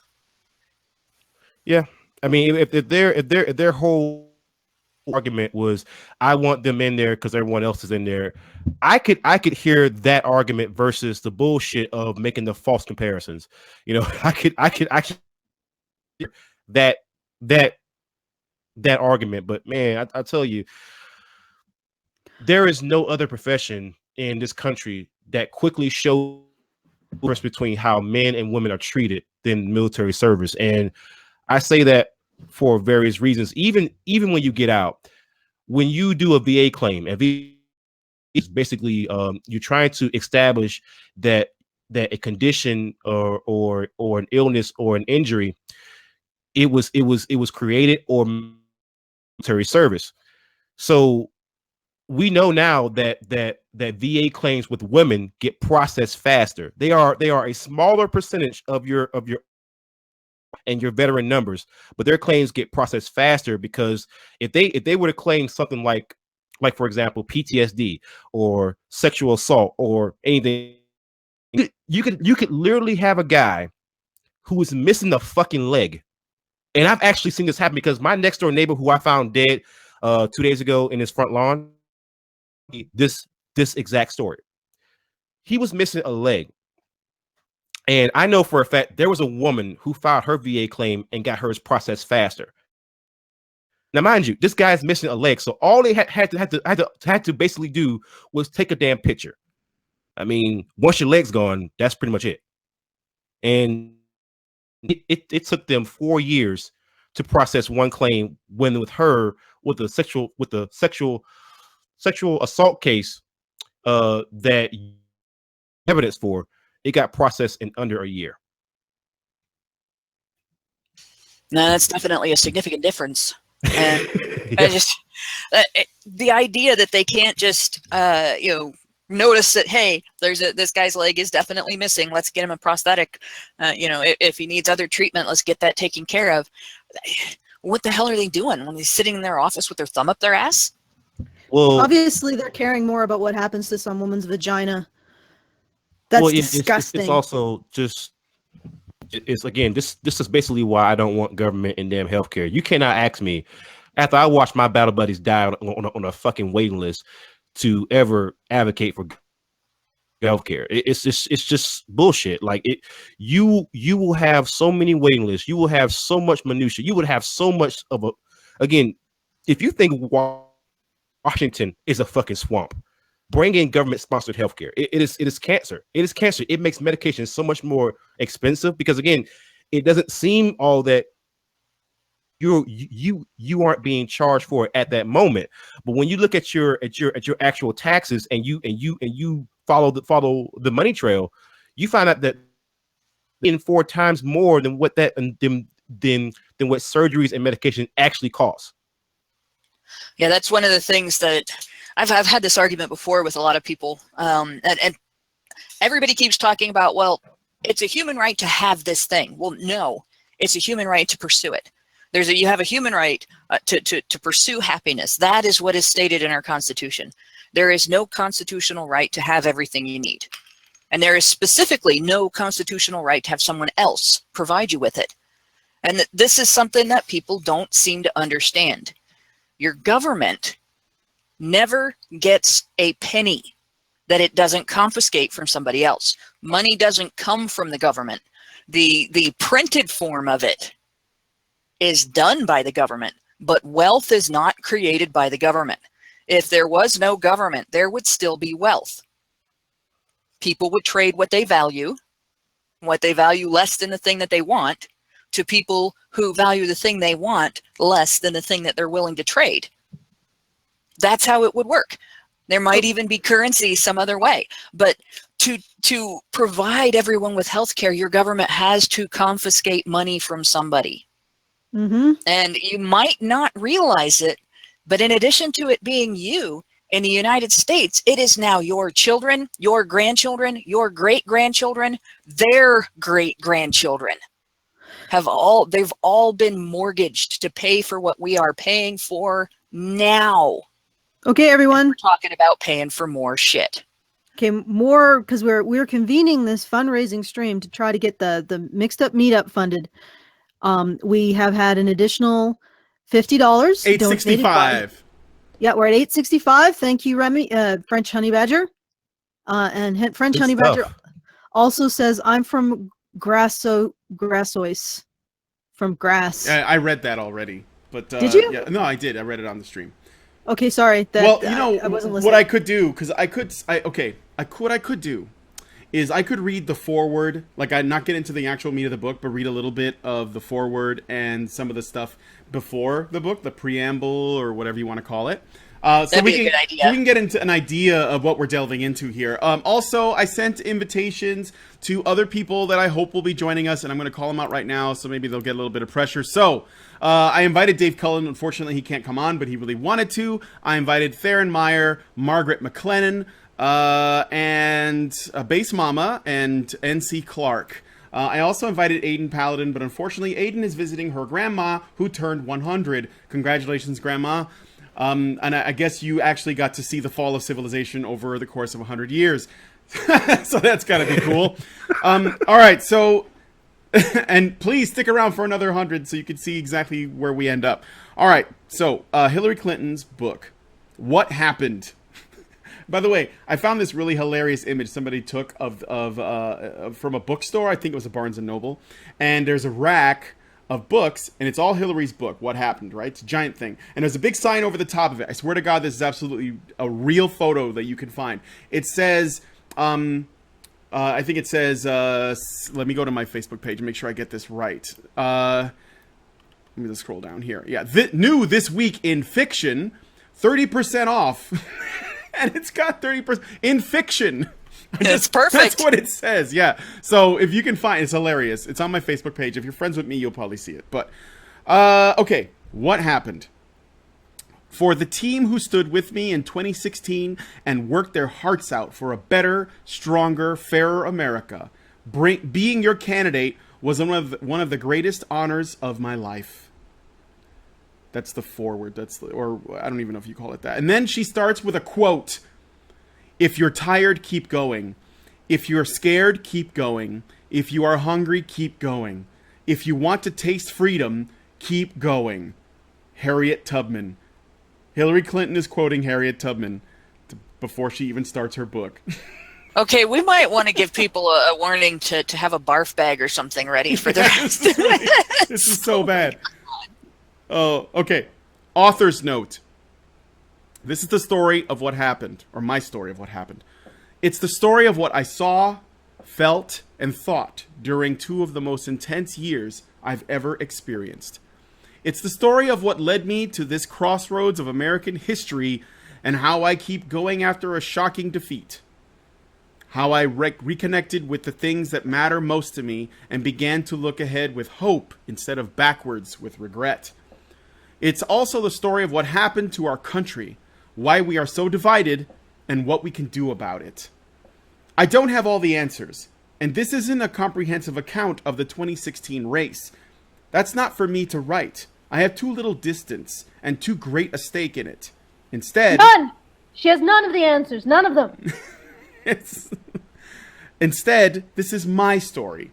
I want to pull back the curtain on an experience that was exhilarating, joyful, humbling, infuriating, and just plain baffling. Writing this wasn't easy. Every day that I was a candidate for president, I knew that millions of people were counting on me, and I couldn't bear the idea of letting them down. But I did. I couldn't get the job done, and I'll have to live with that for the rest of my life. In this book, oh, by the way, if you guys want to jump in, just do so. But is she just going to make us listen to her bitch about it for the rest of her life, too? I think this is the whole book. I think that's what the book is going to be. In this book, I write about moments from the campaign that I wish I could go back and do over. If the Russians could hack my subconscious, they'd find a long list. Seriously? God. Oh, no. The Russians Really? could hack There my wasn't a better way to bring up the Russians, right? Look, we haven't even started the book officially, and the Russians have come up. If the Russians could hack my subconscious, they'd find a long list. I also capture some moments I want to remember forever, like when my tiny granddaughter raced into the room while I was practicing my convention speech, the one you didn't get to give, and what it was like hours later to step on stage to deliver that speech as the first woman ever nominated by a major political party for President of the United States.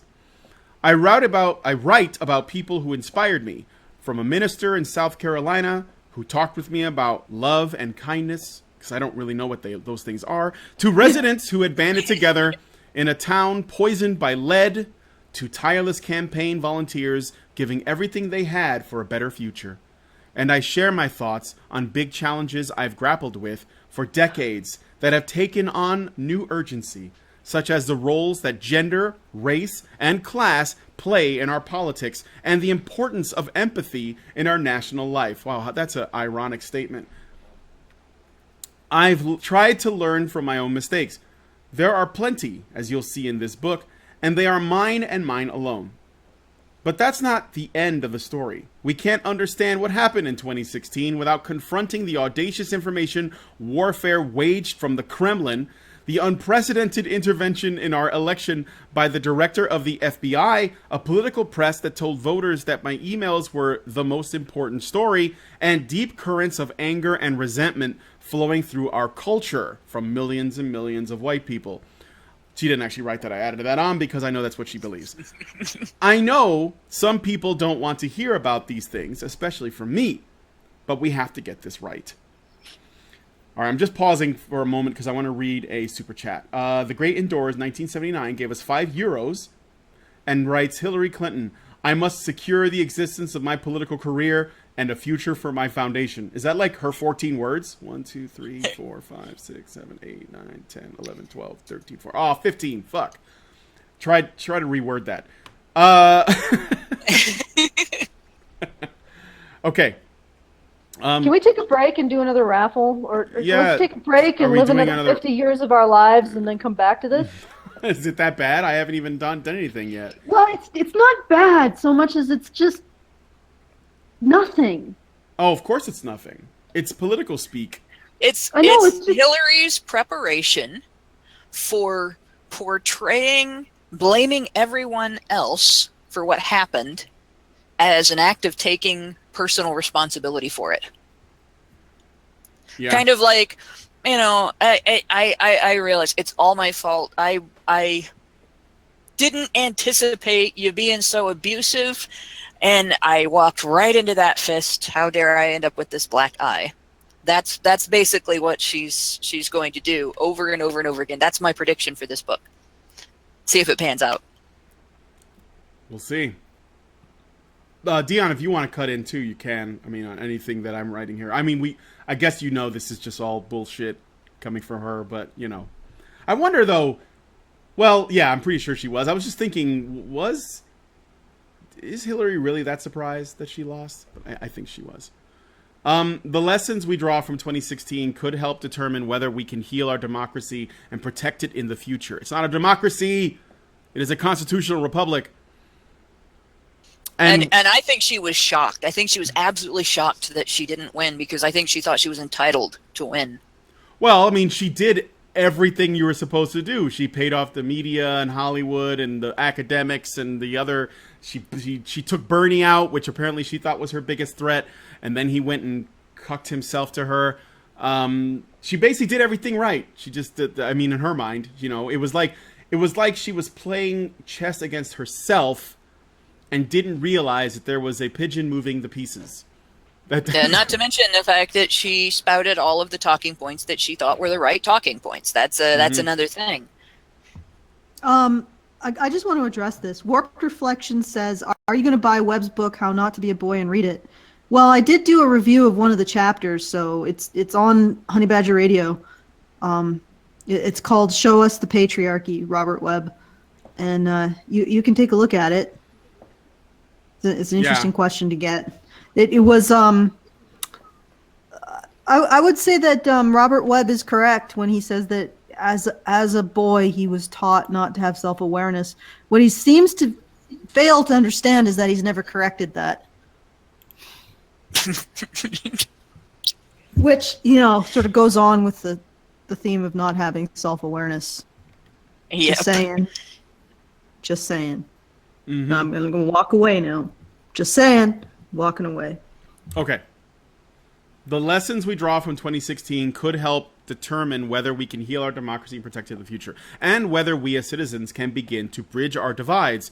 I want my grandchildren and all future generations to know what really happened.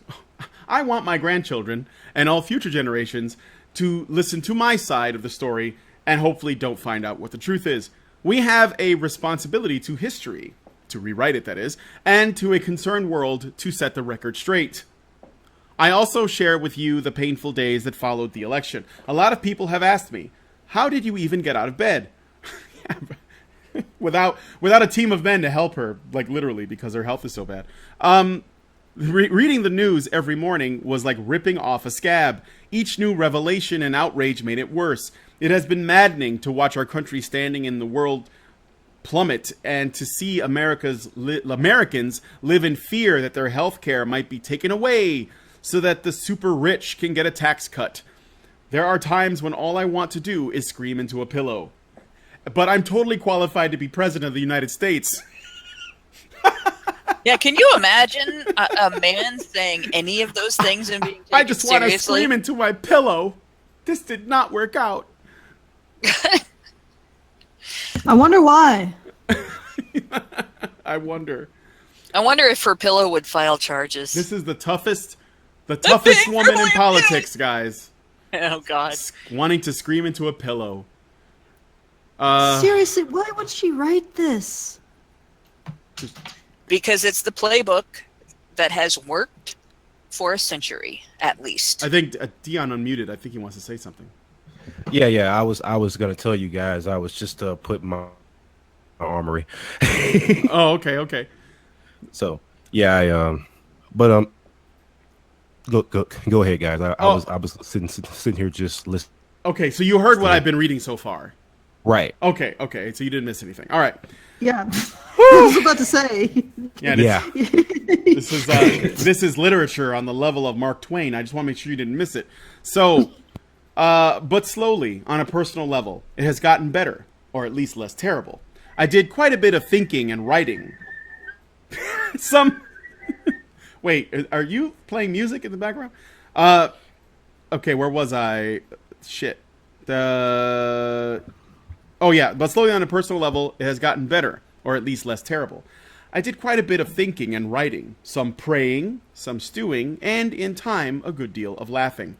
I went on a lot of long walks in the woods with my husband and our dogs, Tally and Maisie. I thought it was going to be Whacker or something. I think that would have been great. Jesus Where she kept Christ. miraculously running into named her people. Monica. It was awesome. Jesus fucking Christ, this is boring. Well, Seriously, it'd be more interesting if she just. She must have some sort of. I mean, she's I know trying. that- She's trying to humanize herself.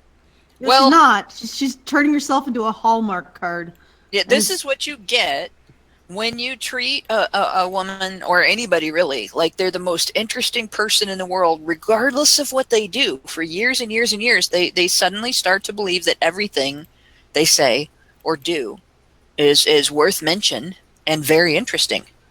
They develop the same social awkwardness that used to get me in trouble when I was in school before I learned that everything I think doesn't need to be broadcast to the world. Carl English. she's boring. She She is- is boring as fuck. she is I mean, like for when you the only boring the only part about the Clintons that is actually exciting are their scandals and Bill's sex life. Like really, that's the Yeah, interesting. Bill The does make trail of everything more fun. The trail of strange and mysterious deaths that follows behind them If there is is that. quite God, interesting. I was looking. It was this former British spy who ended up dead inside of a fucking duffel bag, and you had people who was like, he was into some kind of weird fetish. Dude, it's a fucking duffel bag, not a goddamn Pokeball. How did he get sucked into that? He came home late one night and fell down an elevator shaft onto some bullets. Yeah, To quote Mystery Men. it's a good quote. I like an that quote from accident. Mystery Men. Carl English gave us €2 real quick, and he says 2 more euros to herald in a new century. Well, I hope that you guys aren't going to be giving us euros forever because you need to get out of there. But go ahead, Devil's Advocate. I was gonna say it's kind of odd because you'll have the weirdest deaths possible, and then you have people who are saying, well, there's nothing strange about this. It's like, wait,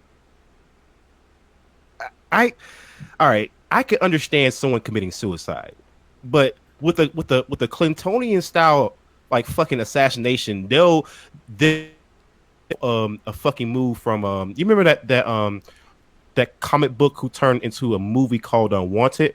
Like they could actually like Bend the bullets, curving bullets. Yeah, that's basically what happens. Like, how does someone shoot themselves twice in the back of the head? Like, it's a fucking semiotic weapon. Like, it's not automatic, so it's like maybe they're Trigger quadruple twice. jointed, and they wanted to show people that they were. I don't know. Prove it. Shoot yourself in the back of the head. Most talented suicide ever. That's really good. It was like a magic trick. I can only do it once though. All right, so let me continue from where I left off here.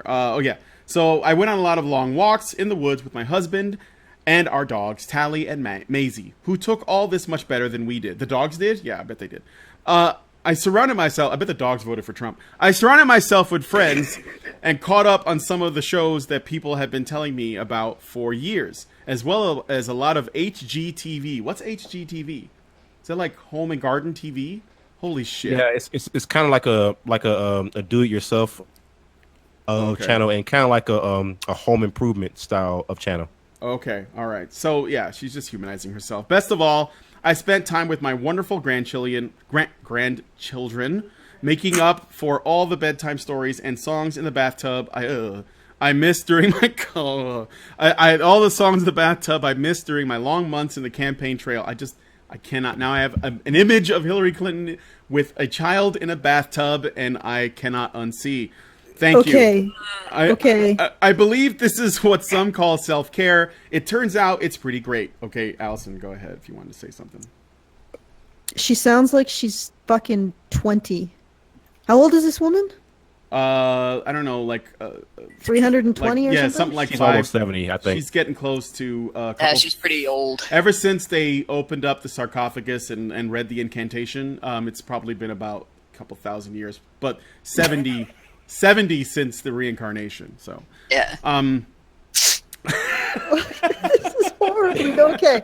All right. No matter where you are on the spectrum, this is fucking boring. It is. It's boring. Yankees Cap gave us $2 and says, "Get to the part where the paint dries." Hashtag exciting. And I would like her to start talking about some higher hits at this point. Well, I'd like to. Yeah, that would be great. The Great Indoors 1979 gave us €5 and says, "I actually think there's more substance in Michael Knowles' book, Reasons to Vote for Democrats, than this official diatribe. Vote hindsight 2020. Okay, I didn't even know that book existed. Somebody actually wrote a book. Okay, diatribe. Okay, really, this is not exciting enough to be a diatribe. It's somebody's fucking letter to their grandma. And we walked the dogs, and I spent time with. He's like, How I Spent My Summer Vacation by Hillary Clinton. Basically, she's like. Is that one about where she went downtown to look for a job? Yeah. Have you ever called your grandma and you question and she like rambles forever and ever and ever? That's no, my grandma didn't do that until she had Alzheimer's. Oh, mine did. Well, it's common. I could ask her. I remember it was one time I was a kid. I actually asked my grandma, "How do I attract girls?" And then she went on for like 3 hours of how she was younger, and she had so much sex with like older men. And it was like, what the fuck? Like basically that's basically what this shit is, man. No. Your grandma's more interesting than that. Yankees Cap gave us $2 and says, "This is Michael Bay without explosions." And JRMCNEA, so I'm not going to try and pronounce it, Germcia, gave us $5 and says, "Gynocentric baiting while demanding that she's seen as strong and brave at the same time." Yes. Okay, I think you missed Ram Bam 3000. Who else is losing the will to live listening to this? I'm sorry. Give us money and I'll stop. Until and refresh the page. And here's our threat: if you don't, we're gonna show pictures of Hillary naked. If you can find them. There are pictures of Hillary in a bathing suit that made the news because they did a photo op on a beach, pretended that they were caught by a photographer that they didn't know was there. That is one Pokemon that you need to go and let back out into the it was awful.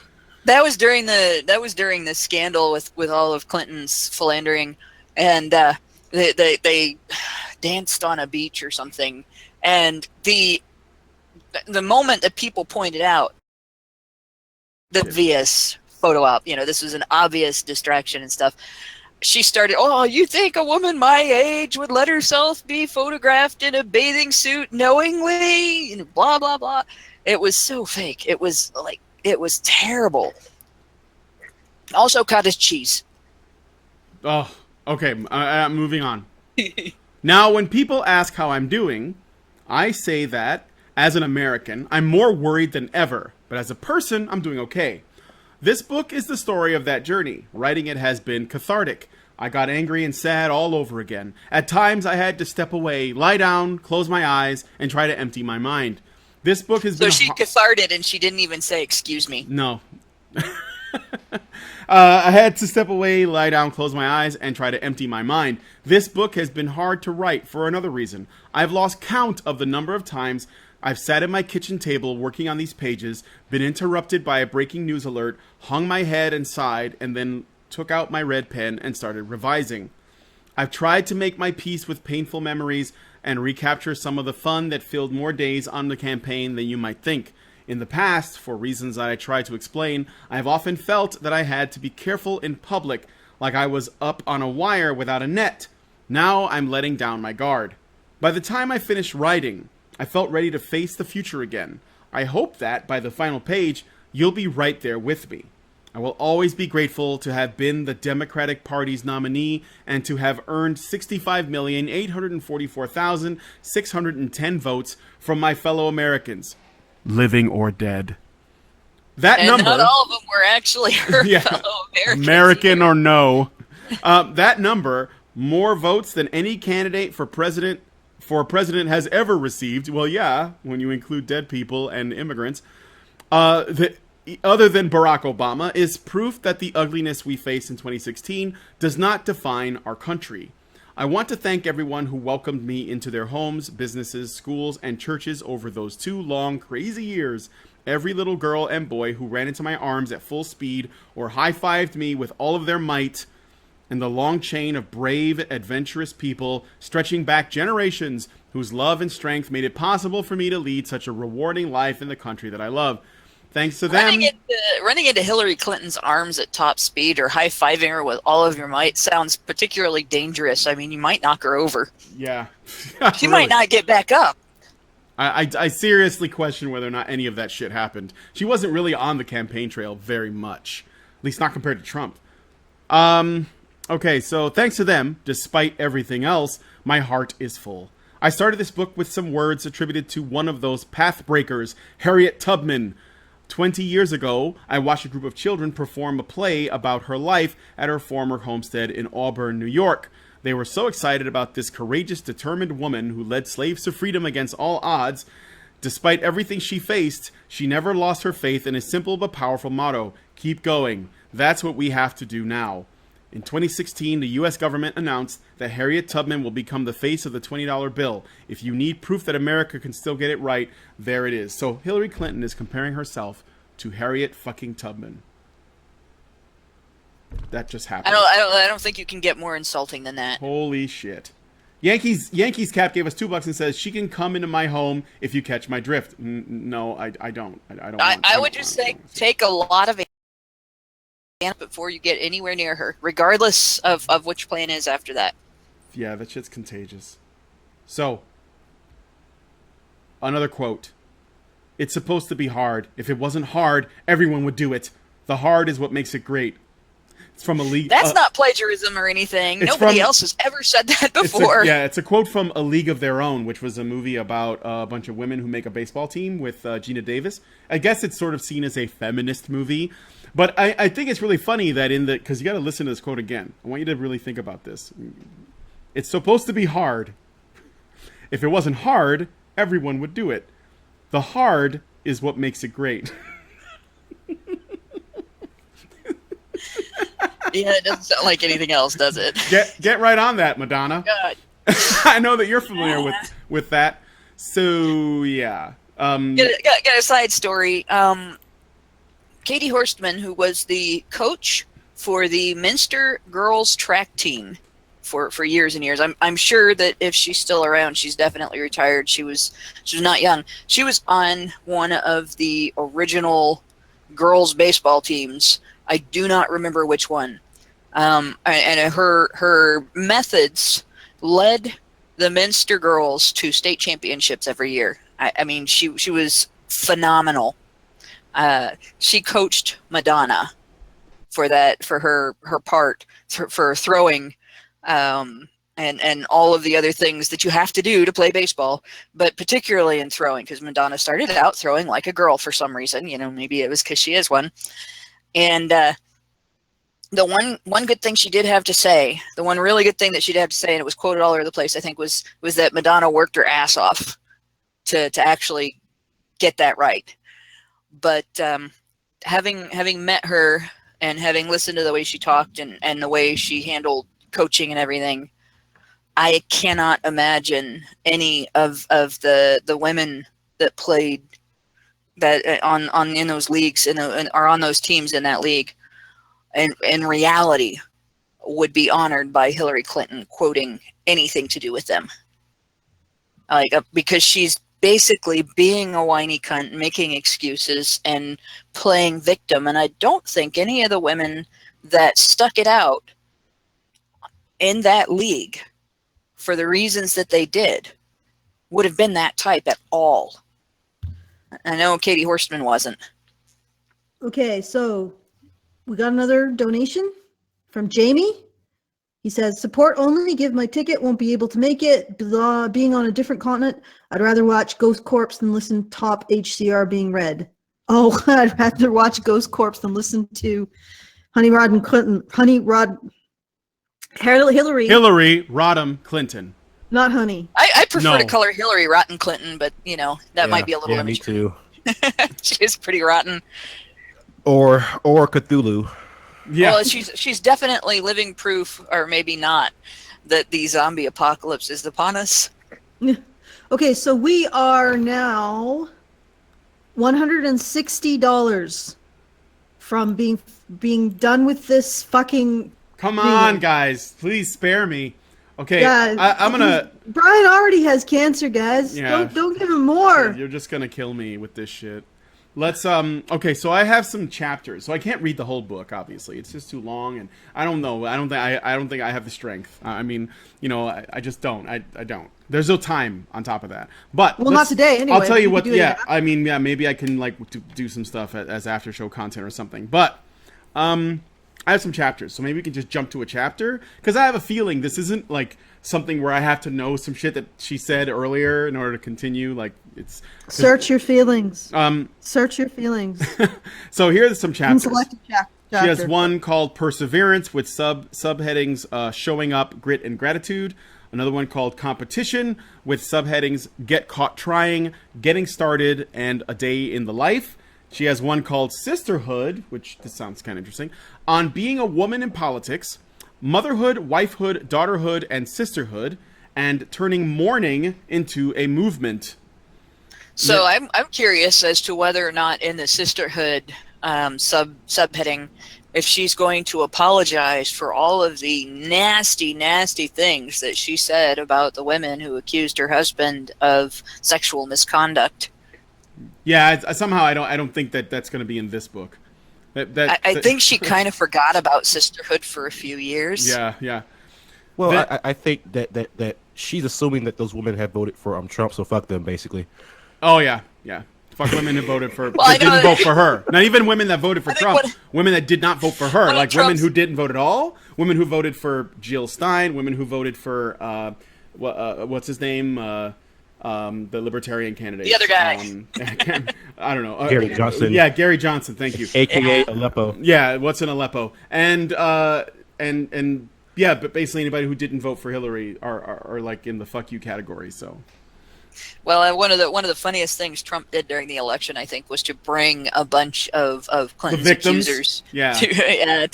Well, some of them were definitely proved victims. Some of them were not. So I'm using the term accusers to cover all of them because I can't use the word victims to cover all of them. Yeah, that makes sense. Yeah, bringing them to a debate was great. Mm-hmm. I remember he was like, they're all right there in the front row. You might know some of them. So. Okay, so another chapter she has is Idealism and Realism with the subheadings Changemakers, Sweating the Details, and Making History. And then she has a chapter called Frustration with the subheadings Country Roads, Those Damn Emails, Trolls, Bots, Fake News, and Real Russians, Election Night, and Why. And then she has Resilience, Love and Kindness, and Onward Together, and then all of her, like, sort of, the end shit, acknowledgments about the author, etc. So, do any of those interest you guys in the stream with me, or you guys that are watching? Do you want me to delve into any of those chapters? If any of those stood up, somebody wrote those damn emails. Vote with your super chats. Vote with your super chats. Yeah, do that. I'll go with the one that I think is the most popular. There's a few that I'm curious about because sometimes I wonder, and I know it's gonna sound weird, but sometimes I wonder if Hillary Clinton is actually a feminist because. She is a chameleon. She basically just is whatever she needs to be to get your votes. So it doesn't necessarily mean that she believes in any of it. So I wonder if she's really a feminist. She's going to say it, like Justin Trudeau says it, but I wonder if any of it's real, The Great Indoor 1979 gave us €5 and says, hey, Brian, let's play Ray's Lady Prez 2016 games. Would be great for the fundraiser. Okay, well, how to do it. What the fuck does that mean? I guess some.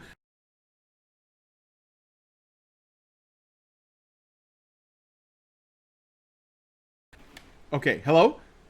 Can you guys hear me? I'm here. All right, looks like the stream, it's saying that it dropped. Okay, it's back up. What the fuck?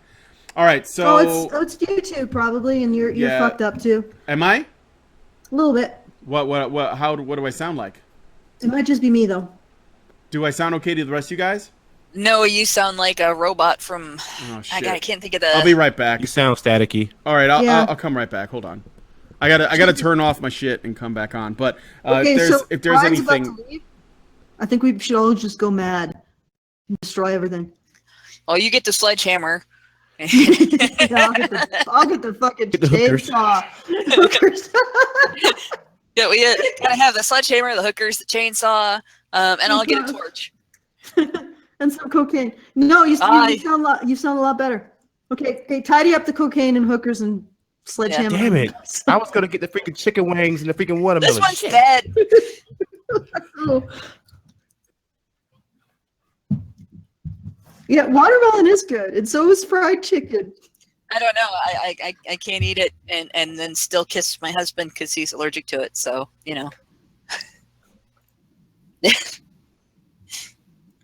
And then the play Ray's Lady Prez game. I'm gonna look this up.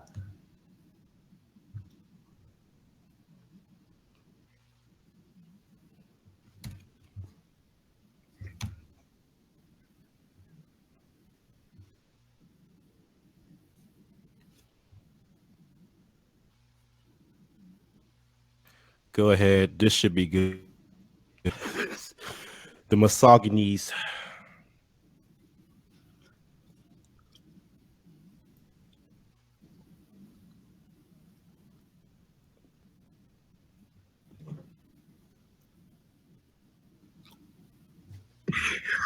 Oh God.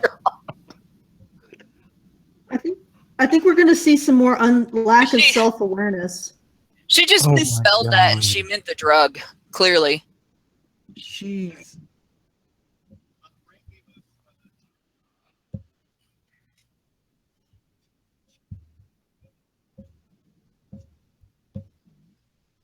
We promise nothing.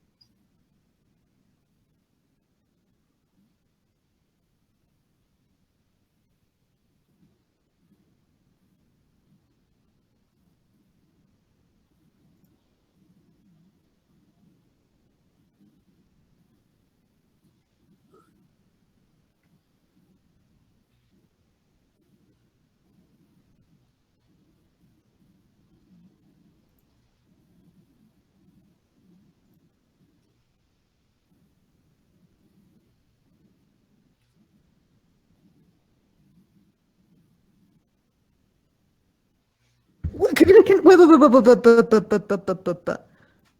Don't you go into politics to serve the public good, presumably? Yeah, she's talking about what she got out of it, isn't she? Yeah, I was gonna ask that question. Like, seriously, all of this is, as a woman, I received so much benefit from doing this. Well, no, you are a public servant. Shouldn't you be going into this to benefit others? And how does this mentality come about in a society that supposedly teaches women to only think about other people, the concerns of other people, aka men? That's a good question.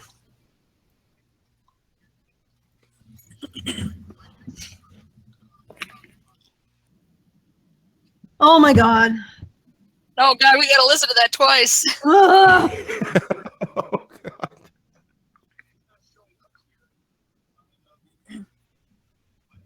it's showing. All right, hold on. Well, I can tell you all who can't. Can you guys hear me? Brian, Okay. it's hilarious. For some we reason, no, they can hear me now, but I don't know why it wasn't working before. For some reason, the mic's not showing up as my preferred mic for Discord or for OBS. But they can hear me now. I'm just using my other mic. I don't know why that is. So I'm sorry, guys. I'll have to read this over again. I'm being a woman in politics. This is for you. In these pages, I put to paper years' worth of frustration about the tightrope that I and other women have had to walk in order to participate in American politics. I have a lot to say. I could fill an entire book, and not all of it is upbeat or even tempered. but there is joy and pride to be found in this chapter too. My experiences as a woman in politics have been complex and disappointing at times, but ultimately rewarding beyond measure.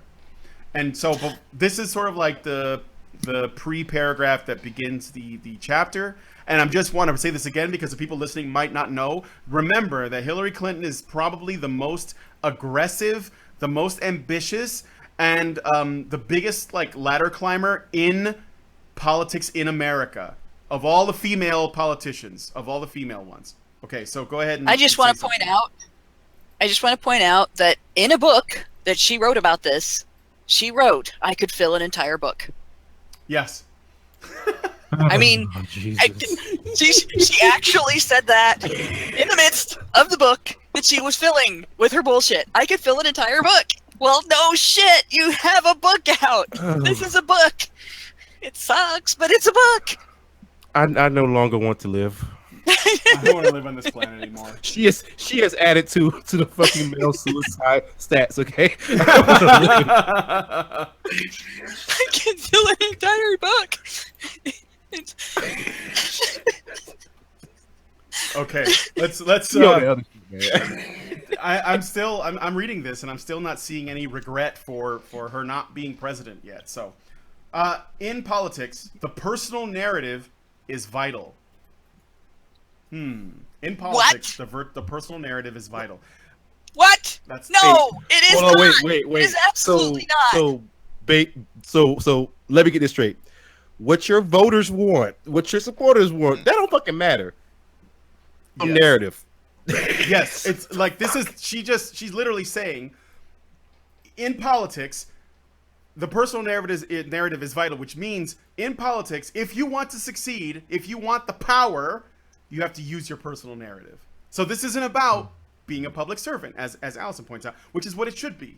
This is about if you want to make it, you got to use the personal, which is isn't that the feminist? That's like the center of the feminist dogma. The personal is political. Yeah, right? yeah. This is basically what she's saying. The personal is political. Yeah, the personal is political, and perception is reality. You put those two things together, and you can destroy an entire civilization. Yeah, it's all about her. Woo! Go entropy! Yeah, Yeah, pretty much. The more of this Always I read, bet on entropy. the more of You'll this I never read, be disappointed. the more certain I am that we dodged the bullet. Yeah. My husband had a powerful story to tell. He lived for a while on a farm with no indoor plumbing.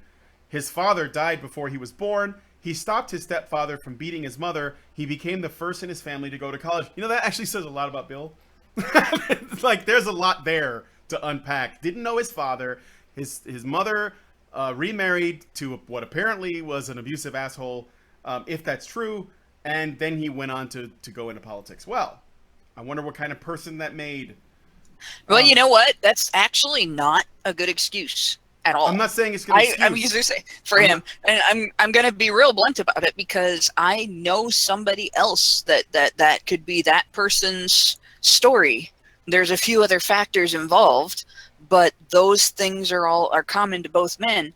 And that other person went on to serve his community to a degree that most people in the community really don't understand. Someone who I've seen people say over and over again, he saved my life by teaching me something that I would never have grasped had I not met him, that changed the way I do things in a way that saved my life. And that's the idea that you have to become like Bill Clinton. I wouldn't call him a servant, a public servant. He was definitely a politician first. And to become the person that he became, that by the time you get to adulthood and you start looking at your own actions and you have to decide whether something is a good idea or a bad idea and the people around you deserve what you're doing or not, that's on you. Yep. We are at 9:40. We are about, what is that? $110 away? Yes. Okay. Excellent. Yay! Yes, we are. Yay! Okay. You mathed. Yeah, good job, guys. Let's keep going. This book, dude. Holy shit. All right. Barack Obama had a powerful story to tell. He was raised by his teenage mom and grandparents. again, I'm sensing a pattern. His father was Kenyan. He spent part of his childhood living in Indonesia and grew up to become a community organizer and law professor whose story could have been written only in America. That racist, sexist, patriarchal, capitalist cesspool called America. Excuse me. Is she suggesting that someone having some kind of accomplishments is only possible in America for a black man? Because that's a load of bullshit. Yeah. It does sound like she's suggesting that. It sounds awfully like that. It sounds pretty fucking racist to me. It sounds like she's also suggesting that an individual can only be cosmopolitan if they ultimately end up in America, which is also bullshit. But how do you in one breath say that this is something that is only possible in America, whereas people in your party are all the ones that are saying America was never great and America needs to be, it's got racism and sexism and xenophobia and transphobia and homophobia and Islamophobia built into its DNA. Go to China. Obama said that himself. He said we have. Go to fucking China. Didn't he say that? Didn't he say we have racism in our DNA or something like that? So go to China. Yeah, he did say something like that. Yeah, I remember him saying China. They don't give a shit. They absolutely don't give a flying fuck about being Fucking racist. Asia in They general, don't care. they are very racist. They are very racist. They don't give a fuck. And they do not give a fuck. If they had been the ones to come to North America, there would be no Native Americans left. Is that racist to say? Oh well, especially like fucking China, because wasn't China ruled by Genghis? Well, no. Yeah, Genghis Khan, man, he didn't give a fuck. Like he killed. No, everybody. he was the Mongol. He wasn't. I don't think he ever. He might have. I don't remember if he conquered China. No, I think he did because that's like the Manchurian. I think that's where the Manchurian dynasty may have originated from. I think. Yeah, they were pretty brutal. Yeah. Oh yeah. I mean, just and interestingly enough, that would have been because I think the going theory is the Native Americans came from the Asians over the that land bridge.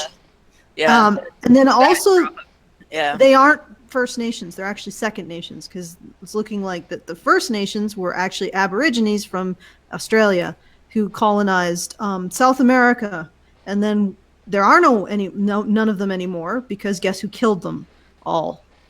So you were right. Now that we've all established that everybody on 2 feet walking on the earth is a human being that has its own their own history of being ruthless, I think we can move on, can't we? No, of course not. It's just white people. We have to dwell on this. We just have to keep dwelling. Okay. Yeah. Few people would say that my story was quite so dazzling. I grew up. Okay, I guess we're going to learn about Hillary now. I grew up in a white middle class family in Park Ridge, a suburb of Chicago. Fuck! I'm sorry. That's an absolute falsehood. She did not grow up. She is still very much a child. Damn it! She's from Chicago. That really upsets me. My dad served during World War II and left every morning for his small business in the city, along with all the other fathers in our neighborhood heading to their jobs. My mom stayed at home to take care of my brothers Hugh and Tony and me, like all the mothers in our own neighborhood. And my life looked like the lives of all the girls I knew. We attended excellent public or parochial schools where first-rate teachers had high expectations for us. I went to our local Methodist church for Sunday services and youth activities all week long. I was a brownie and then a Girl Scout. I got my first summer job when I was 13, working at a park 3 mornings a week. My hangouts were everyone's hangouts: the public library, the local movie, swimming pools, skating rinks. My family watched TV together at night. When the Beatles performed for the first time on the Ed Sullivan Show in 1964, my friends and I gathered together around the screen, alternately silently captivated and shrieking with glee. It's a story that many would consider perfectly ordinary. Don't get me wrong, I love my childhood, and every year that passes I appreciate more how hard my parents worked to give it to me. But my story, or at least how I've always told it, was never the kind of narrative that made everyone sit up and take notice. We yearned for that show-stopping tale, that one-sentence pitch that captures something magical about America, that hooks you and won't let go. Mine wasn't it. Actually, okay. Assuming that any of that is true, which, considering that it's Hillary, I don't know that I can believe much of any of it at all, that is something, I wouldn't say uniquely American, but that is wonderful about America at the time, that your father was able to build his own business so that he could afford to put you in a nice home, and your mother was there with your father to raise you, and that you could be sent to a good school, and you had the freedom of religion so you can go practice whatever you wanted. Those are all American things that you are lucky to have. To come from tragedy and abuse and all that, those may be interesting stories, but they're not necessarily American stories. Not necessarily. No, what is American is that those stories do not prevent you from being able to move forward, dig in, and strive to rise above your circumstances. What is American, what is supposed to be American, is that once you have the capacity as a teen or as an adult to start working and focusing on your studies and working on the betterment of your own situation, you have the opportunity to do so. And that's what it seems to me, that's what too many people are out there trying to kill. So Yankees Cap gave us $2 and says her past was the first Back to the Future movie. And Ray gave us 20 Donkey Kong coins and says Hillary game linked on Discord, Hannah and Brian. Okay, Devil's Advocate, go ahead. Well, I was just gonna say that was a bunch of bull, because the whole point of the American story is that you don't have to you don't have to even mention your actual story, because none of it actually matters.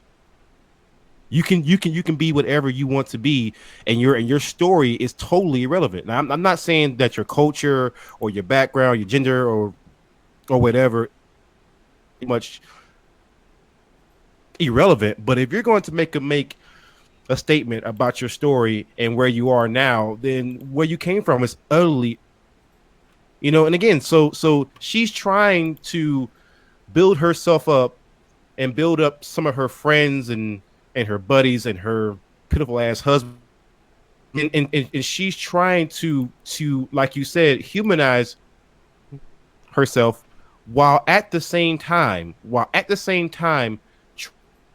trying more extraordinary than what she actually is. So basically, from what I'm gathering so far, what she's doing is she's acting like that jealous who you just dumped. Basically, she is sending you pictures of her new boyfriend with the big fucking muscles. Look, this is what you missed out on, basically. And so it just comes across as like so petty. It's just so petty. Yeah, it is. I'm running into some problems, Ray. I'm trying to open the app, and Windows Defender is like, nope. But let me read a little bit more of the book, and I'll play around with it while we're going. Okay. Yes, it's absolutely petty, though. I agree. This is not helping. She's coming across, I don't know, just not presidential, I guess is what I would say. So. I would say that pettiness is one of Hillary Clinton's primary characteristics. That's a major part of her public face. So yeah, that's very true. Mm-hmm. All right. Gotta give you that one. Next page. Yet there is another story of my life, one that I believe is as inspiring as any other. I wish I had claimed it more publicly. And told it more proudly. It's a story of a revolution. I was born right when everything was changing for women. Oh, God. Families were changing, jobs were changing, laws were changing. Views about women that had governed our lives for millennia were changing. Finally, I came along at just the right moment, like a surfer catching the perfect wave. Everything I am, everything I've done, so much of what I stand for flows from that happy accident of fate. The fact that the women's movement happened alongside the civil rights movement, not a coincidence. Indeed, was entwined with it in many ways, compelling America to reckon with the entrenched notions of human value and opening doors of opportunity that had previously been sealed shut to millions, made it that much more thrilling and meaningful. Actually, I want to make a point about the statement on the women's movement being parallel to the civil rights movement versus being, there being simply a civil rights movement, an all-encompassing civil rights movement. This is part of the problem. Yeah. This is part of the egregious shit that has been done over the last couple of centuries by people who call themselves progressive and are anything but. We don't need to separate. Women don't need their own separate thing, okay? Human rights means all humans. It doesn't mean women. It doesn't mean people of any particular ethnic background. It just means human. So the idea that we should need a separate movement for just women is ludicrous. What we needed was a movement that said you don't treat people differently because of their color or because of their religion or because of their sex or because of any other thing that is really a superficial characteristic in terms of whether or not they are human. They're still human. Treat them like human beings. Don't have different treatment in the law. Don't differentiate under the law. That's it. I just want to point something out.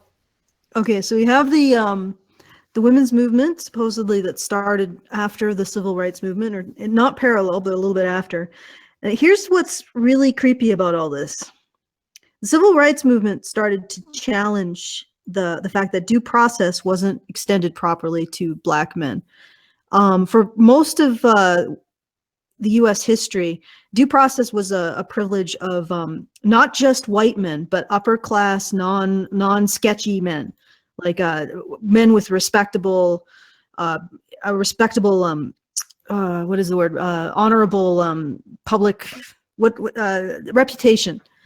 So if you were outside of that category, if you weren't properly white, which meant like descended from the UK or Northern Europe, if you didn't have a proper reputation, for example, in Gone with the Wind, what's his name? The guy, Brett Butler.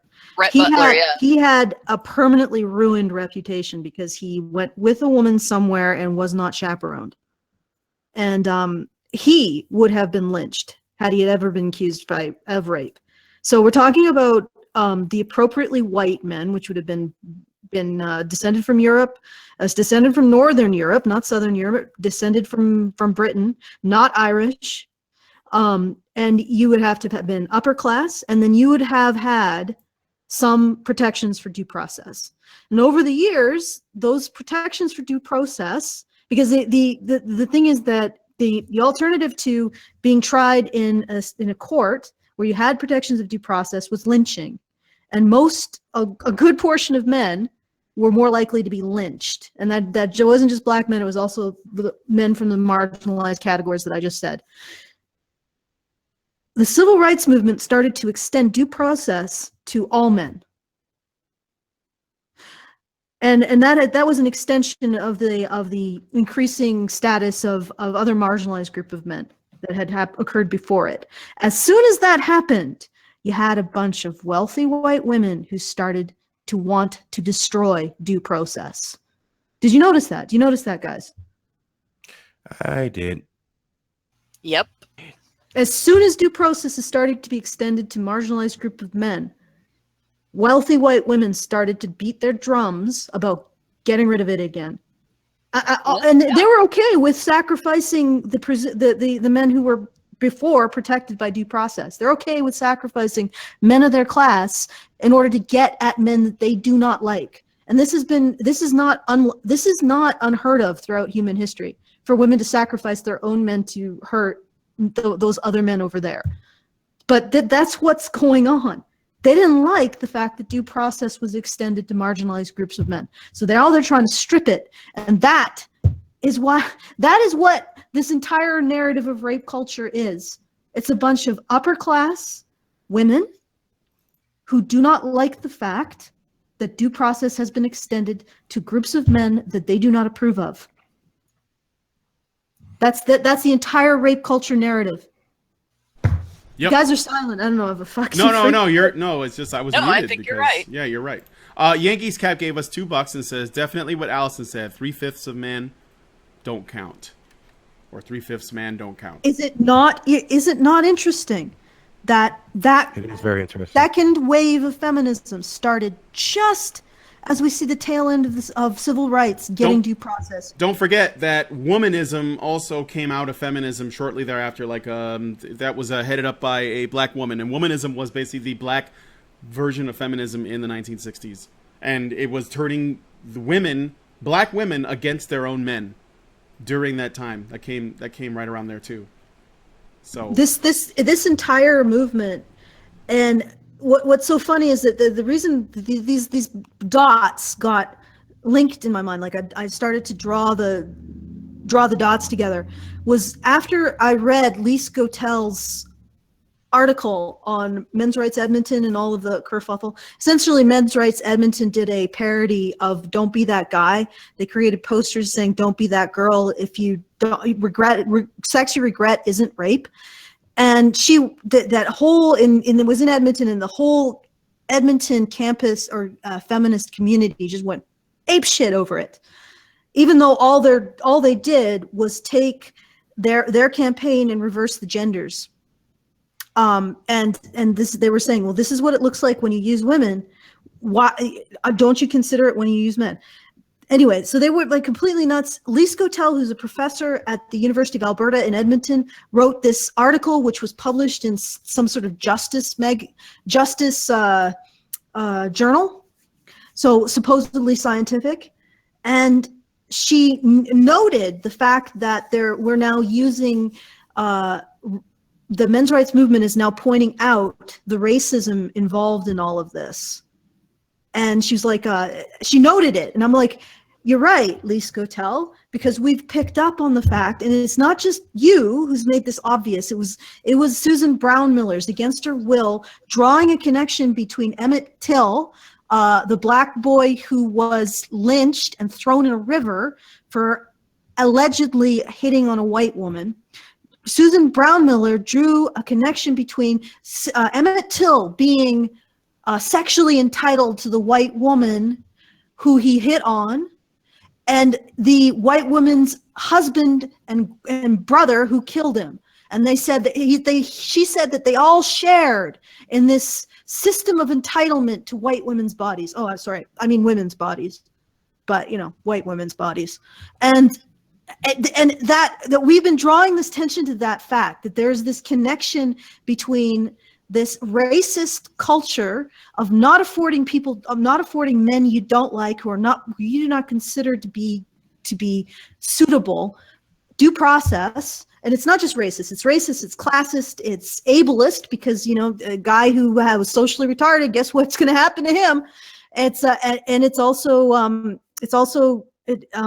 I don't know what to call it when you have a bias against guys with a tainted reputation. But anyway, it was all of that. We were drawing the connections between that, and she noticed that we drew the connections, and she put it in this piece saying that we're horrible people. And it's just that's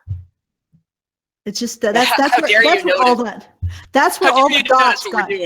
That's where all the dots started to get connected in my mind about the fact that, feminism rose about the tail end of the civil rights movement, which is just when men who weren't absolutely situated in the higher classes started to have more due process rights. How fascinating. That also happened during the suffrage movement. When it started to look like minorities were going to get voting rights, that's when all of a sudden upper class white women wanted voting rights. They wanted them first, and they were willing to hinder the overall suffrage movement in order to make sure that before anyone else was included in the franchise, they were alone with it for a few years. And it's just freaking astounding how we allow this connection between women and minorities when, in many cases, what feminists are advocating for are rollbacks of the rights of men and their own men. The only difference is that, now in order to stick it to black men, we also need to stick it to white men. But we're okay with that. We're going to do it. Let's do it. It's just fucking annoying. Anyway, annoying. It's terrifyingly human. Yeah. Let's move on in her book some more. So Oh, and JRMNCEA says it wasn't the tail end, Allison. It started up right in the middle. I don't know what he's referring to. Maybe the rape statistic stuff. I don't know. But that was he's talking about the feminist movement in the middle of the civil rights movement. Okay. Well, yeah, Hillary's saying that it happened alongside, but it's Hillary, so Jesus. Okay. Where was I?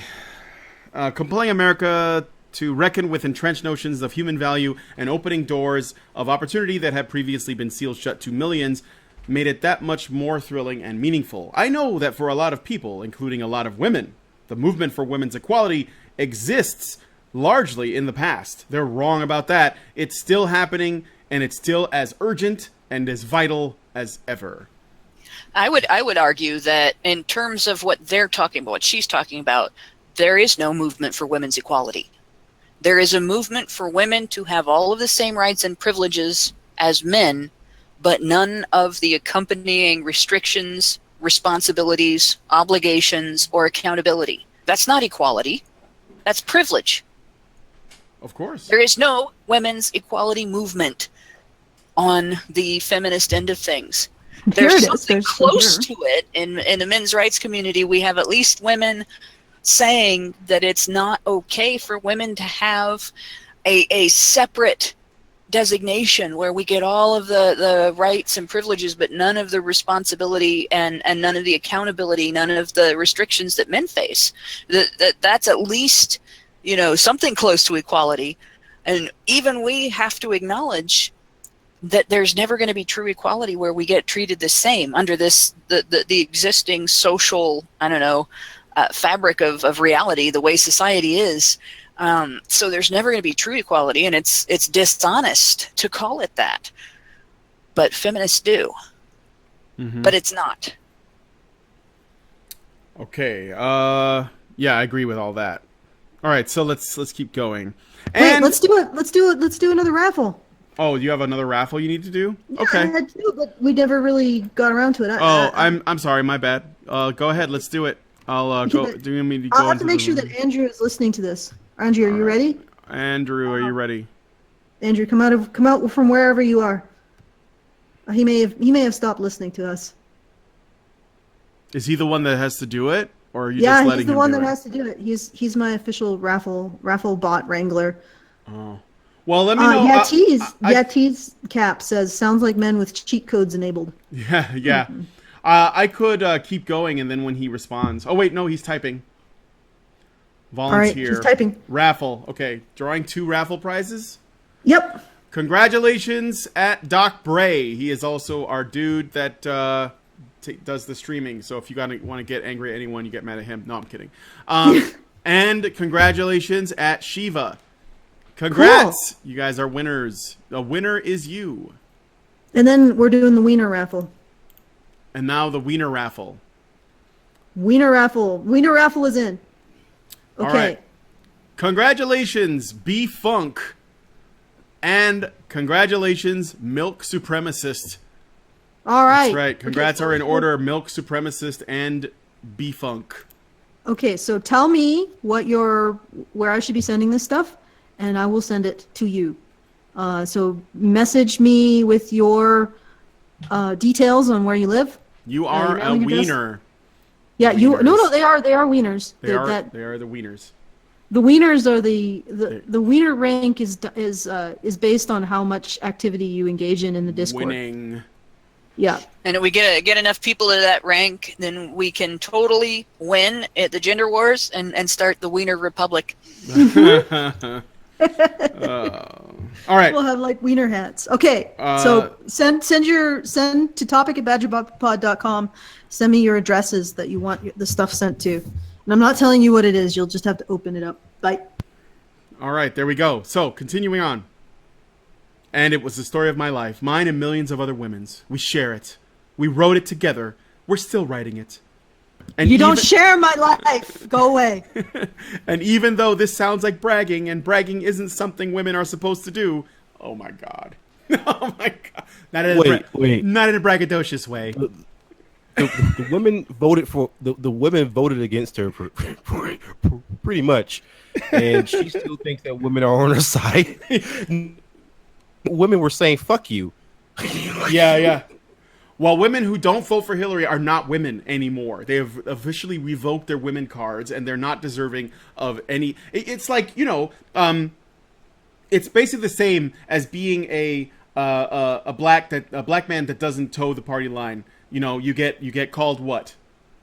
Right? You become Uncle Tom, Coon, etc. You're a race traitor. Horse monkey. Essentially, if you don't toe the line, all of a sudden, the people who supposedly have your back become some of the most racist motherfuckers you ever seen. And it happens. It's the same thing with feminists and these kinds of women that play these identity politics. If you're a woman that does not toe the party line and you don't, like, you know, goose step in line with the rest of them, then you are a race traitor. You're a bimbo. You're, you know, all this shit. I mean, you've probably seen this kind of stuff that they talk about with people like Lauren Southern, people like Faith Goldie, people like Tommy Lauren, Julie Borowski, like any of these women that are not, you know, I mean, look at how they treat Sarah Palin, for example.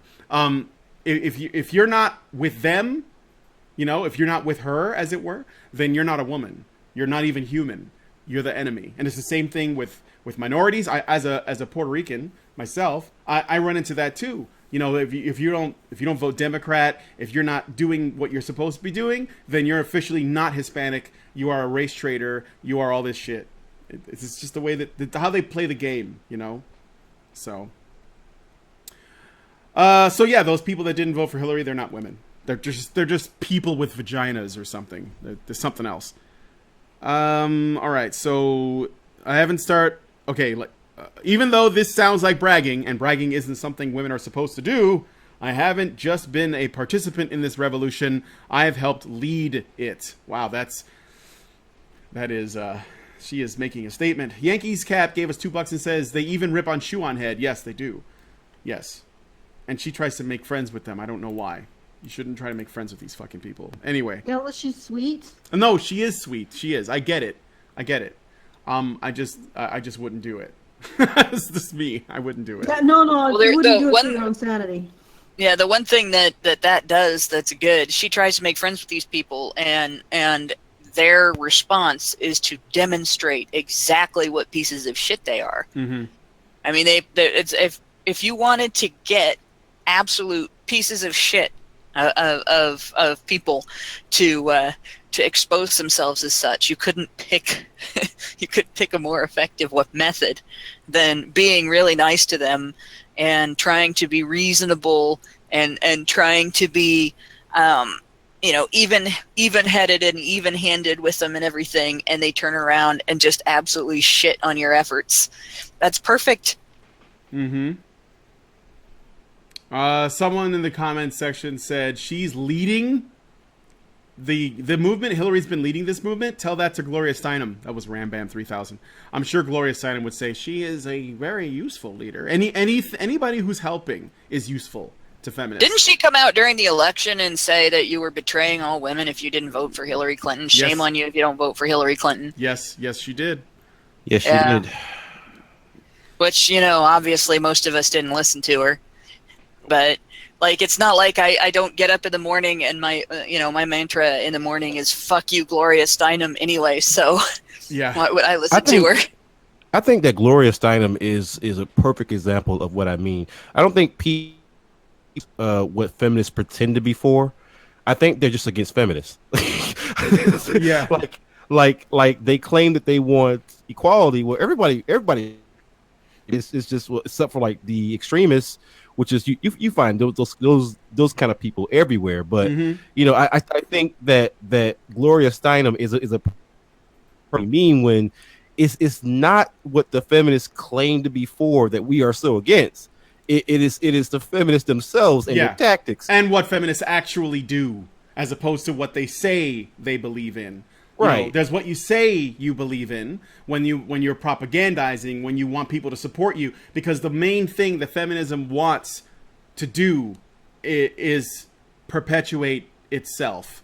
That's what it wants to do more than anything, is perpetuate feminism. And how do you do that? You have to keep convincing people that feminism is necessary. How do you do that? You have to create facts that support the things that you stand for, and then you share those with people so you can tell them this is why you still need us. And that is their first objective. After that, then they can keep on pushing for legislation to essentially, give women privileges while taking stuff away from men, and then they go back to, again, regurgitating bullshit so that they can continue to validate their existence. Because if they can't validate their existence, they don't have a job, they don't have a future, they don't have shit to do, nobody needs them. But that's not what feminism is. Feminism has to continually make itself relevant, just like race hustlers. They have to keep trying to find racism, like the Al Sharptons and the Jesse Jacksons and shit, so that they can continue to tell people, this is why you need me. Give me money because I need to save you from this, and you need me to do it because nobody else can, because you're all weak and stupid, and I know what I'm doing. And they exist to perpetuate themselves first. So yeah, people. To your point, devil's advocate, people don't have a problem with the stuff that feminism says it's about. I think most people agree with, the sentiment of equality and being good to women. In fact, probably more than we really need them to feel that way. And but what they don't like is the feminists themselves. If they actually look at them long enough to see what they have to say, or if they look at what they're actually doing, in government and in the education system and in the entertainment industry, to men and to women. But hey, yes, I had a thought. Okay. What was my thought? Okay. Go to feedthebadger.com and put some money in the hat so we can end this. Yeah, come on. My back hurts. We're close. Allison, you don't have to stay. This is like torture porn almost. I know, it's hard. Well, no, torture porn, some people enjoy that. I don't think anyone can enjoy. I think Hillary Clinton enjoyed this book. I think that's the only person who did. Well, maybe her and like the fucking pussy hats. Yeah, and Bill. I don't even know if he read it. Yeah, we have like $105 left. That's all we need. This is slightly embarrassing. Yeah, that's all we need, and we're done. Well, Brian, you did just mention pussy, so of course Bill is gonna like it. Yes, that's right.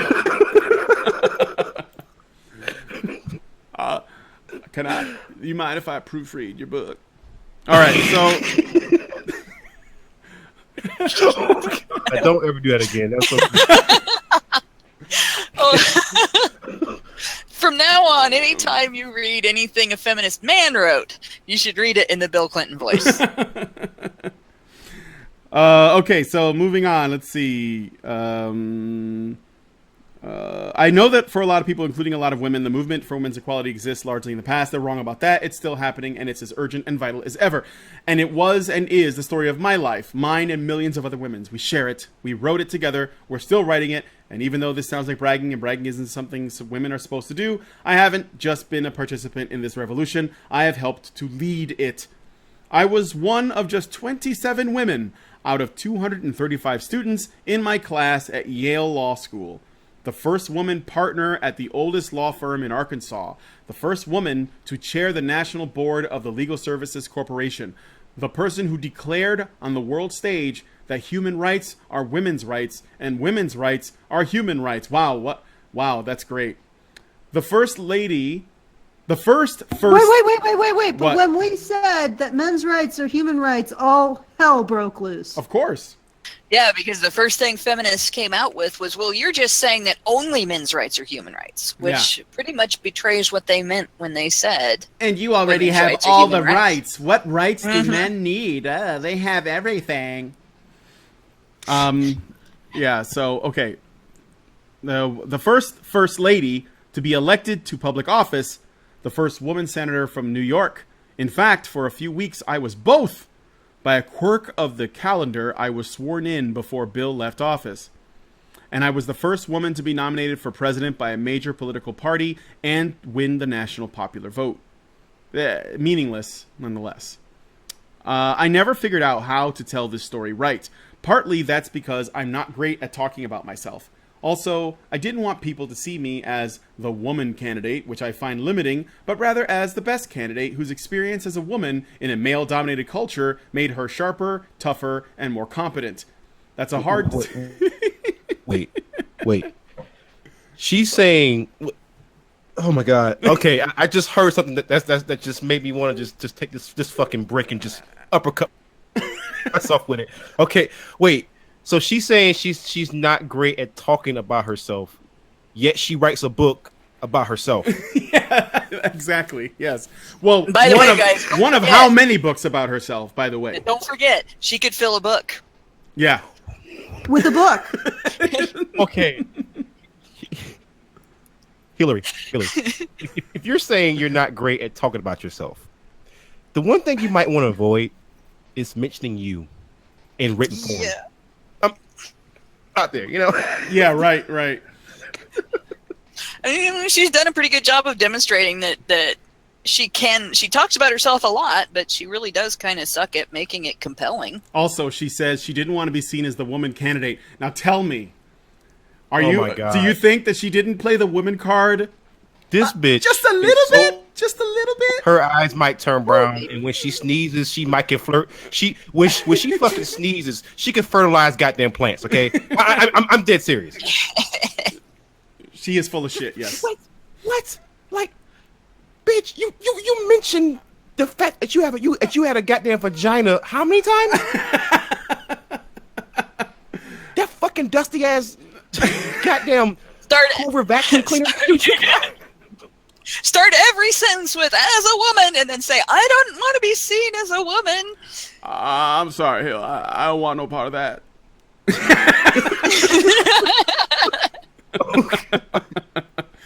Okay, I'll be right over here with Monica. What part don't you want to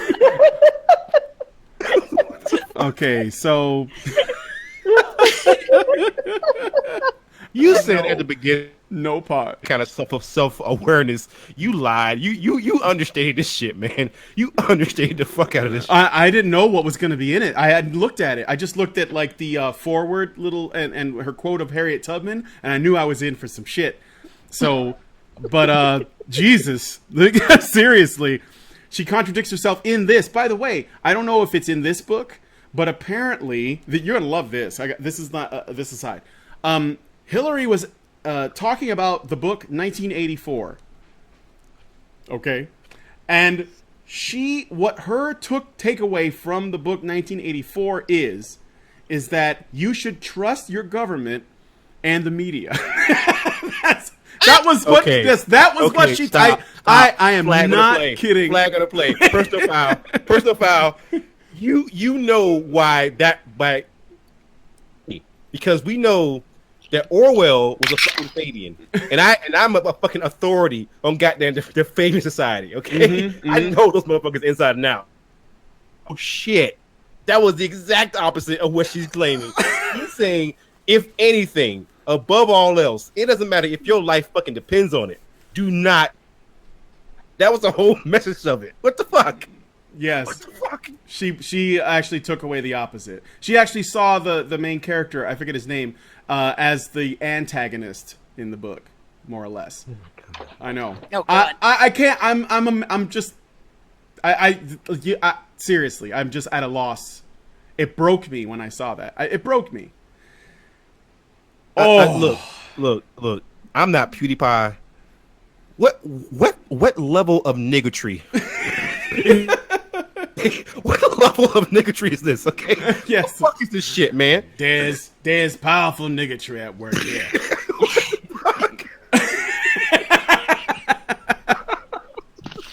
Somebody get Vernaculus on the phone. But seriously though, okay. I'm gonna get back into the book, but that is what that is what is been going around. I heard it might be in this book somewhere where she references 1984 and says the point of it is that you should trust your media and the government, which is crazy. But okay, let me see. Where was I? Oh yeah, that is a hard distinction to draw. That is, being a woman in a male-dominated culture and all that shit. And I wasn't confident that I had the dexterity to pull it off. No, you don't have much in the way of dexterity at all because you were barely able to walk into your car. But the biggest reason I shied away from embracing this narrative is that storytelling requires a receptive audience, and I've never felt like the American electorate was receptive to this one. I wish so badly we were a country where a candidate who said, "My story is a story of a life shaped by and devoted to the movement for women's liberation," would be cheered, not jeered. But that's not who we are. Not yet. Maybe it's because we take the story for granted. Yeah, the women's movement happened. Why are we still talking about it? Maybe it's too female. Maybe it's at once too big, a sweeping historical shift, and too small, just another middle-class Midwestern girl finding her way in the world. But I do think it's special. It's not a typical political narrative, but it's mine. It's not a typical political narrative. Being a woman in X field is not typical. Are you serious? Are you fucking kidding me? By the way, her being like one of only 27 women that went to Yale Law School and being like, you know, one of the few women that got into the world stage and like got into, you know, become a senator and all that. You might want to talk to a guy named James Damore as to why you were probably one of very few women that got into all these fields. Because he has like he has some information, some insight into that. She might not want to hear that. No, I don't I think doubt she it. would. I just wanted to point out that I don't think we feel that very well. We lost Devil's Advocate. I know he had to leave. Oh. He said he had to go. Okay. He said it was awesome though. Well, that's cool. Yeah. I thanked him for joining us, and then he departed. Thanks. We might want to do a little bit of. We're at $9.50. We need $100 more. Yeah, and why don't Hannah? You tell us why it's important for us to be meeting in these kind of public places, and I also want to do a shout out to Clockwork for keep doing you, Badgers. Thank you, Clockwork. We shall continue to do us. I don't think we can do anything but us. I would have a hard time doing anything other than me. Yeah, this is already stretching my abilities just to be me. That's one of the reasons why we need to do this. Because no, I'm not from Montana, Matt. No, that is one of the reasons why we need to do this. That doing us, being us, as a group, as a movement, as individuals, we should be able to do that without being worried that we're going to get bomb threats for it. We should be able to do that without being worried that we're going to get chased out of public places just for being there and being us by people who think that it's okay to be violent because they don't like us. And we need to be doing this because we need a presence in the political discussion. And the only way for us to have a presence in the political discussion is to prove that we are too numerous and too tenacious to ignore. So we have to be public. We have to be visible. And, frankly, we deserve to have a good time doing it, which is why we're not protesting in front of a courthouse. We're gonna go play video, and that's the rest of this. I want to remind for anybody that wasn't here at the beginning, what we're doing on September 23rd. We'll be meeting at the Wright-Patterson Air Force Museum in the morning, and for the uninitiated, that is on Wright-Patterson Air Force Base property. So I don't think we could be any safer in that location, and of course it's full of historical stuff. It's full of tech. It's full of interesting information and giant airplanes and space stuff and all that. We'll be meeting there at 9 a.m. There will be a second meeting time at noon. And I will make a blog post laying that all out, making sure people know where to meet and when. But that way, if people can't get there by 9 o'clock in the morning and they can get there by noon, we'll have a second meeting for everybody.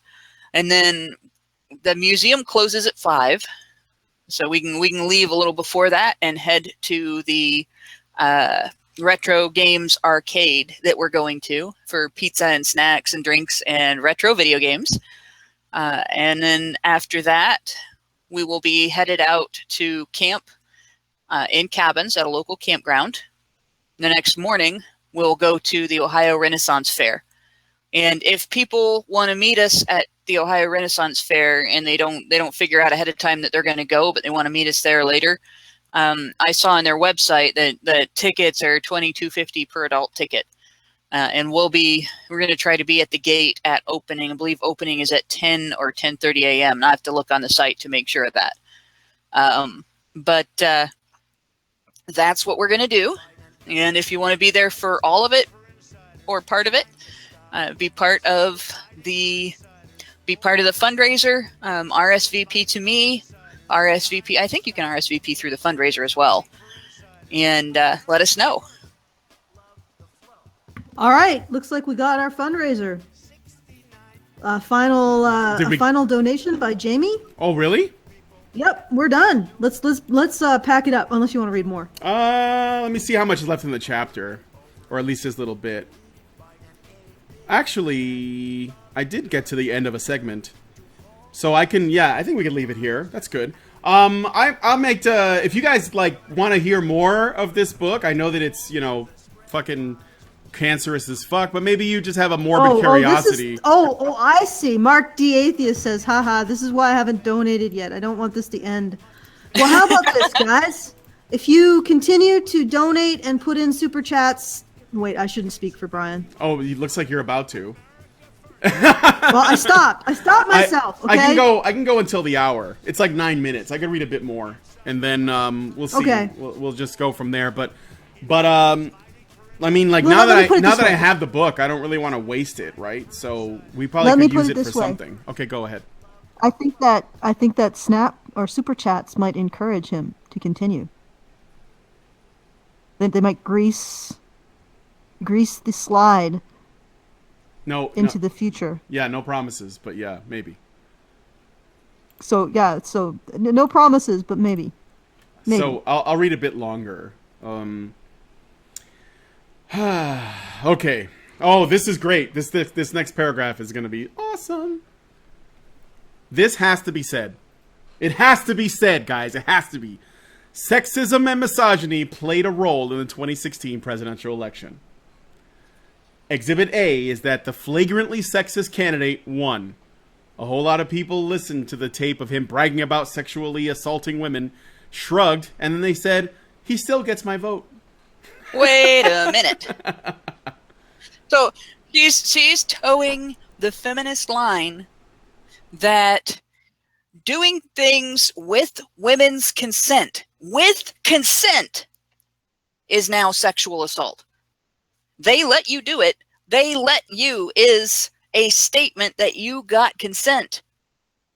Probably participation, but at least consent. But remember, Hillary Clinton said she didn't want to be known as the woman's candidate. However, sexism and misogyny is the reason why she lost. Yeah.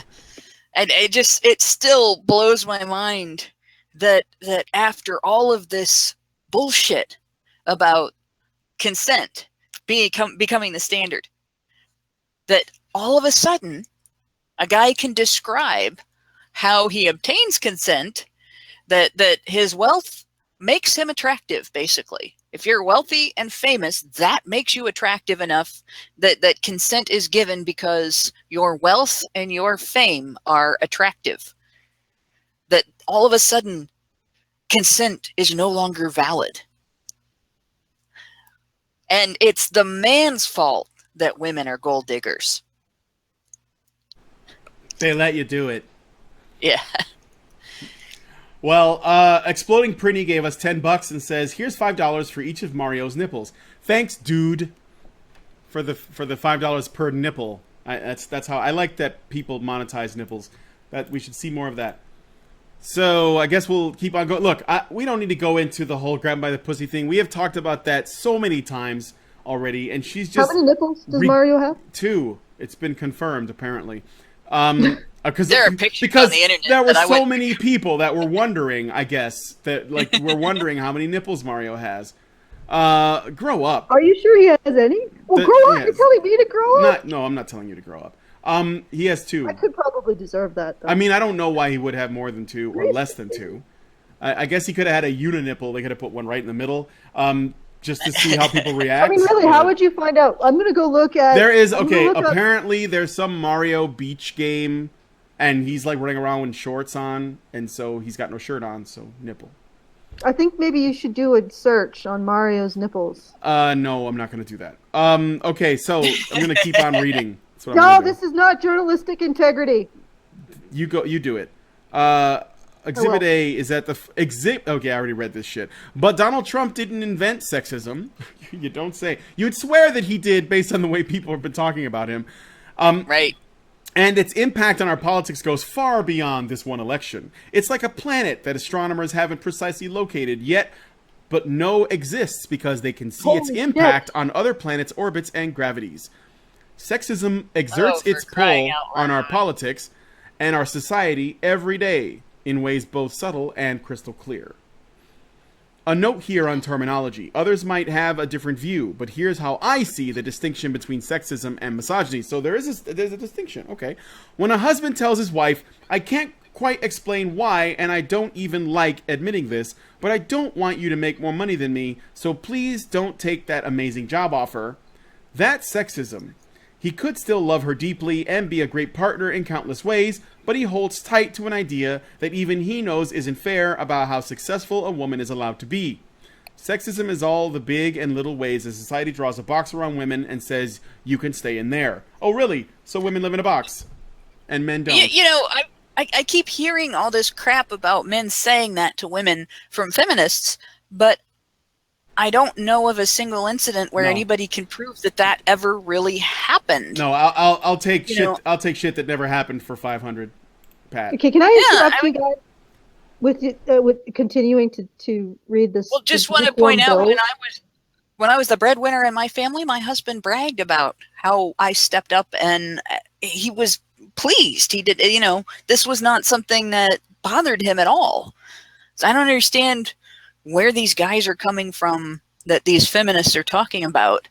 I think they're a myth. Apparently, the internet is losing its shit over Mario's nipples. Really?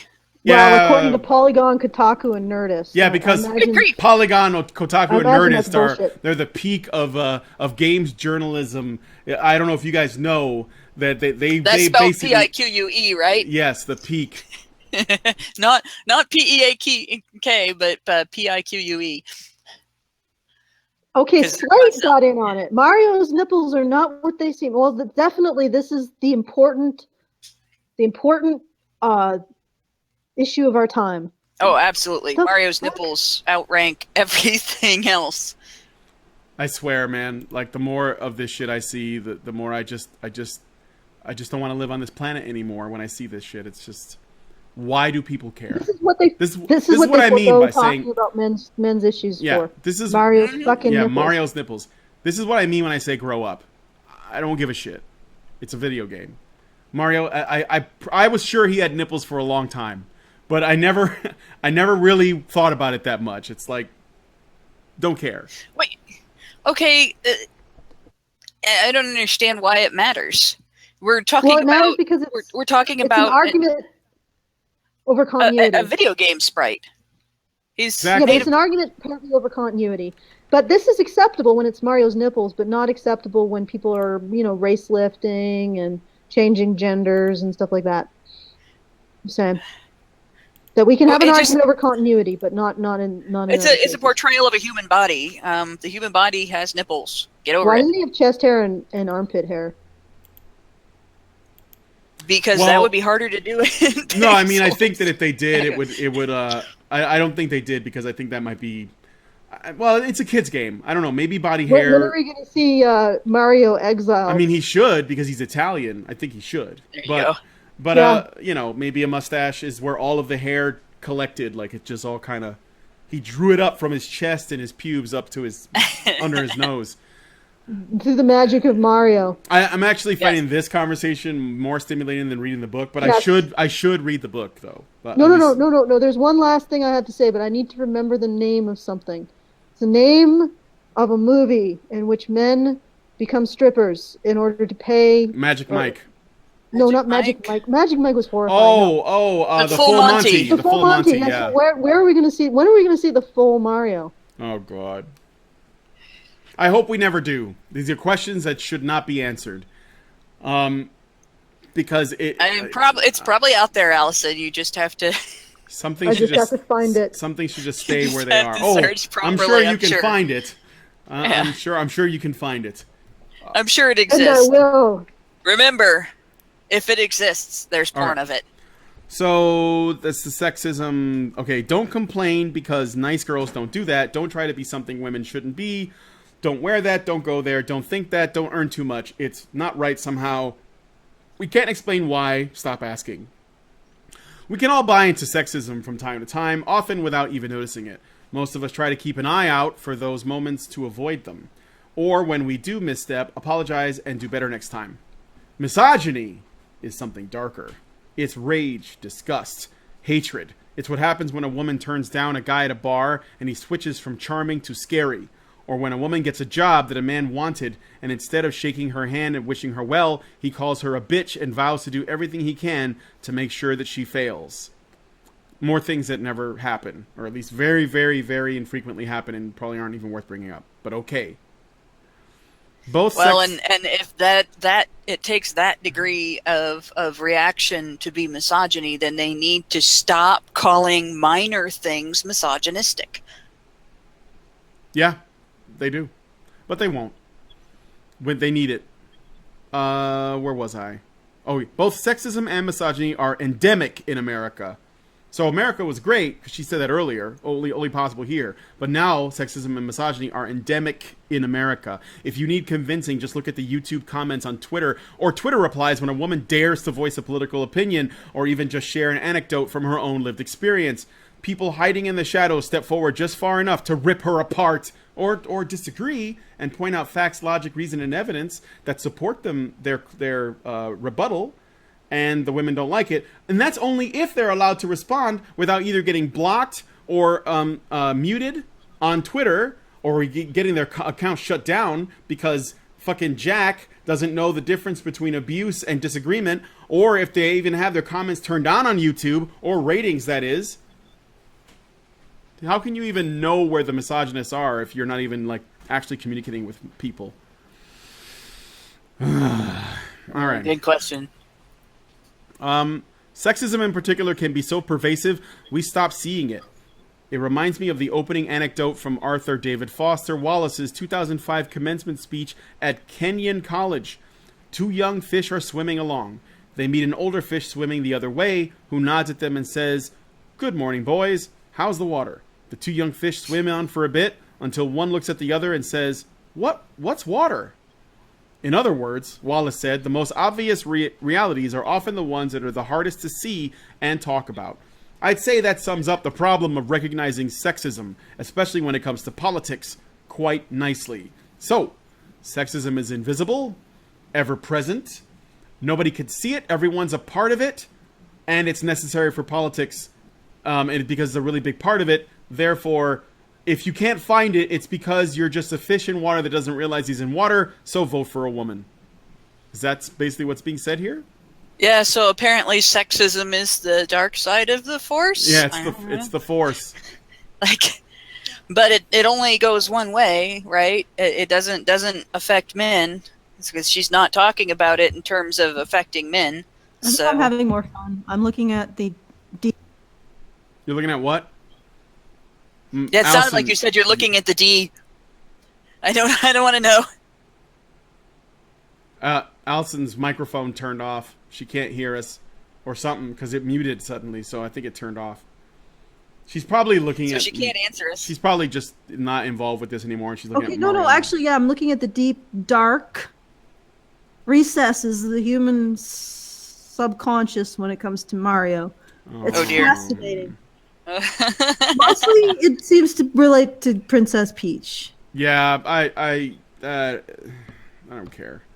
I already know. And also gender swapped Marios. Good. I sent Allison on a porn search.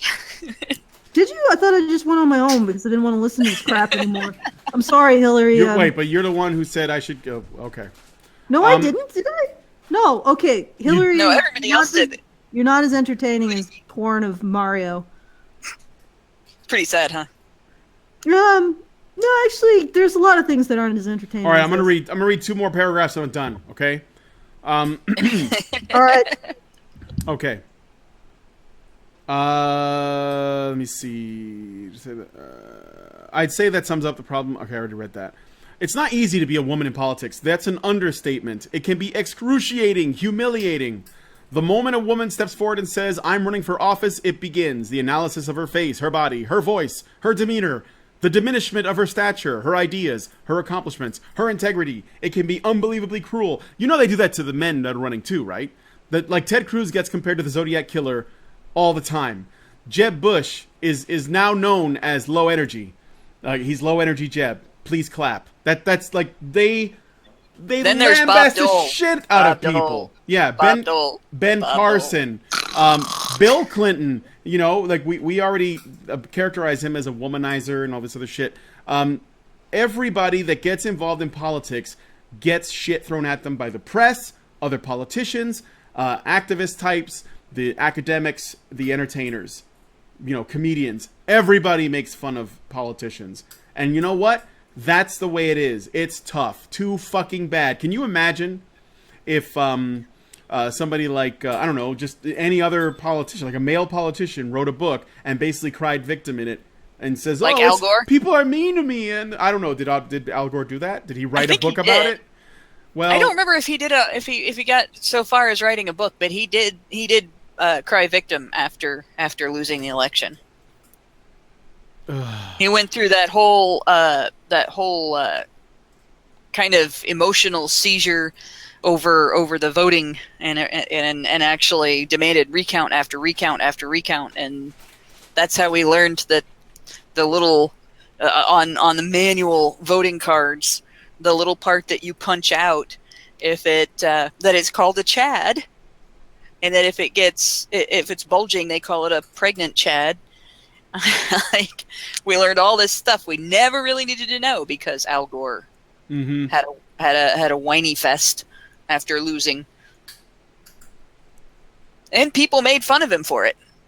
yeah. Well, Hey, we got a super chat oh yeah, we do. From Carl from the English. dashing Carl English. Hillary reads Kotaku. Reason enough to unleash SARS on both groups of corrupt, vapid, time-wasting, and felching parasites of the very societies that spawned them. Or, I don't know, ignore them to death. Well, I mean, ignoring them is hard. I'd rather find some way to essentially make fun of them. I think humor is the best anecdote. Or antidote. Not an anecdote. What the fuck am I talking about? Alright. So, let's see. It begins, analysis of her face, her body, her voice, her demeanor, the diminishment of her stature, her ideas, her accomplishments, her integrity. It can be unbelievably cruel. I hesitate to write this because I know that women who should run for office might read it and say, "No thanks." And I passionately believe that the only way we're going to get sexism out of politics is by getting more women into politics, because women are not sexist or can't be. Of course not. They can't be. Of course not. And also, there's no actual, like, women who run for politics have as much, if not more, possibility of winning as any man who runs against them. Mm-hmm. The end. So this is all just self-indulgent bullcrap. It's like, I don't even know what else to say. It's just, Hillary, you are wrong.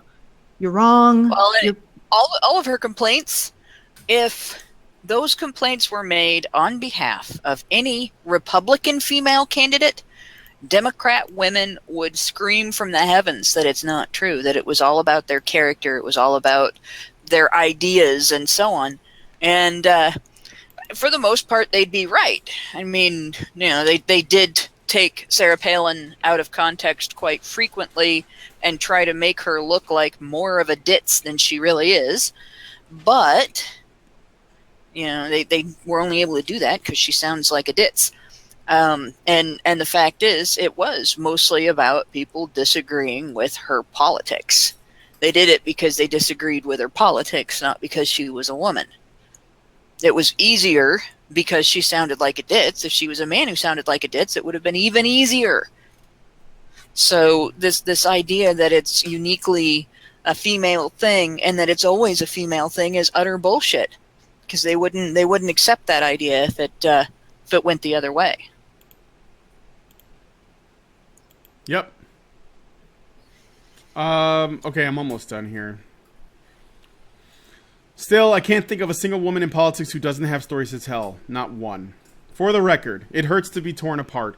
It may seem like it doesn't bother me to be called terrible names or have my looks mocked viciously, but it does. I'm used to it. I've grown what Eleanor Roosevelt said women in politics need. A skin as thick as a rhinoceros hide.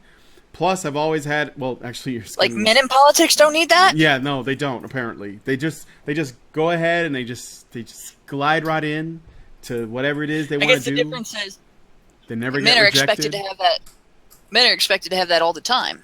So when women get into an area where that expectation goes across the board and women are not excluded from that expectation, they're shocked by it.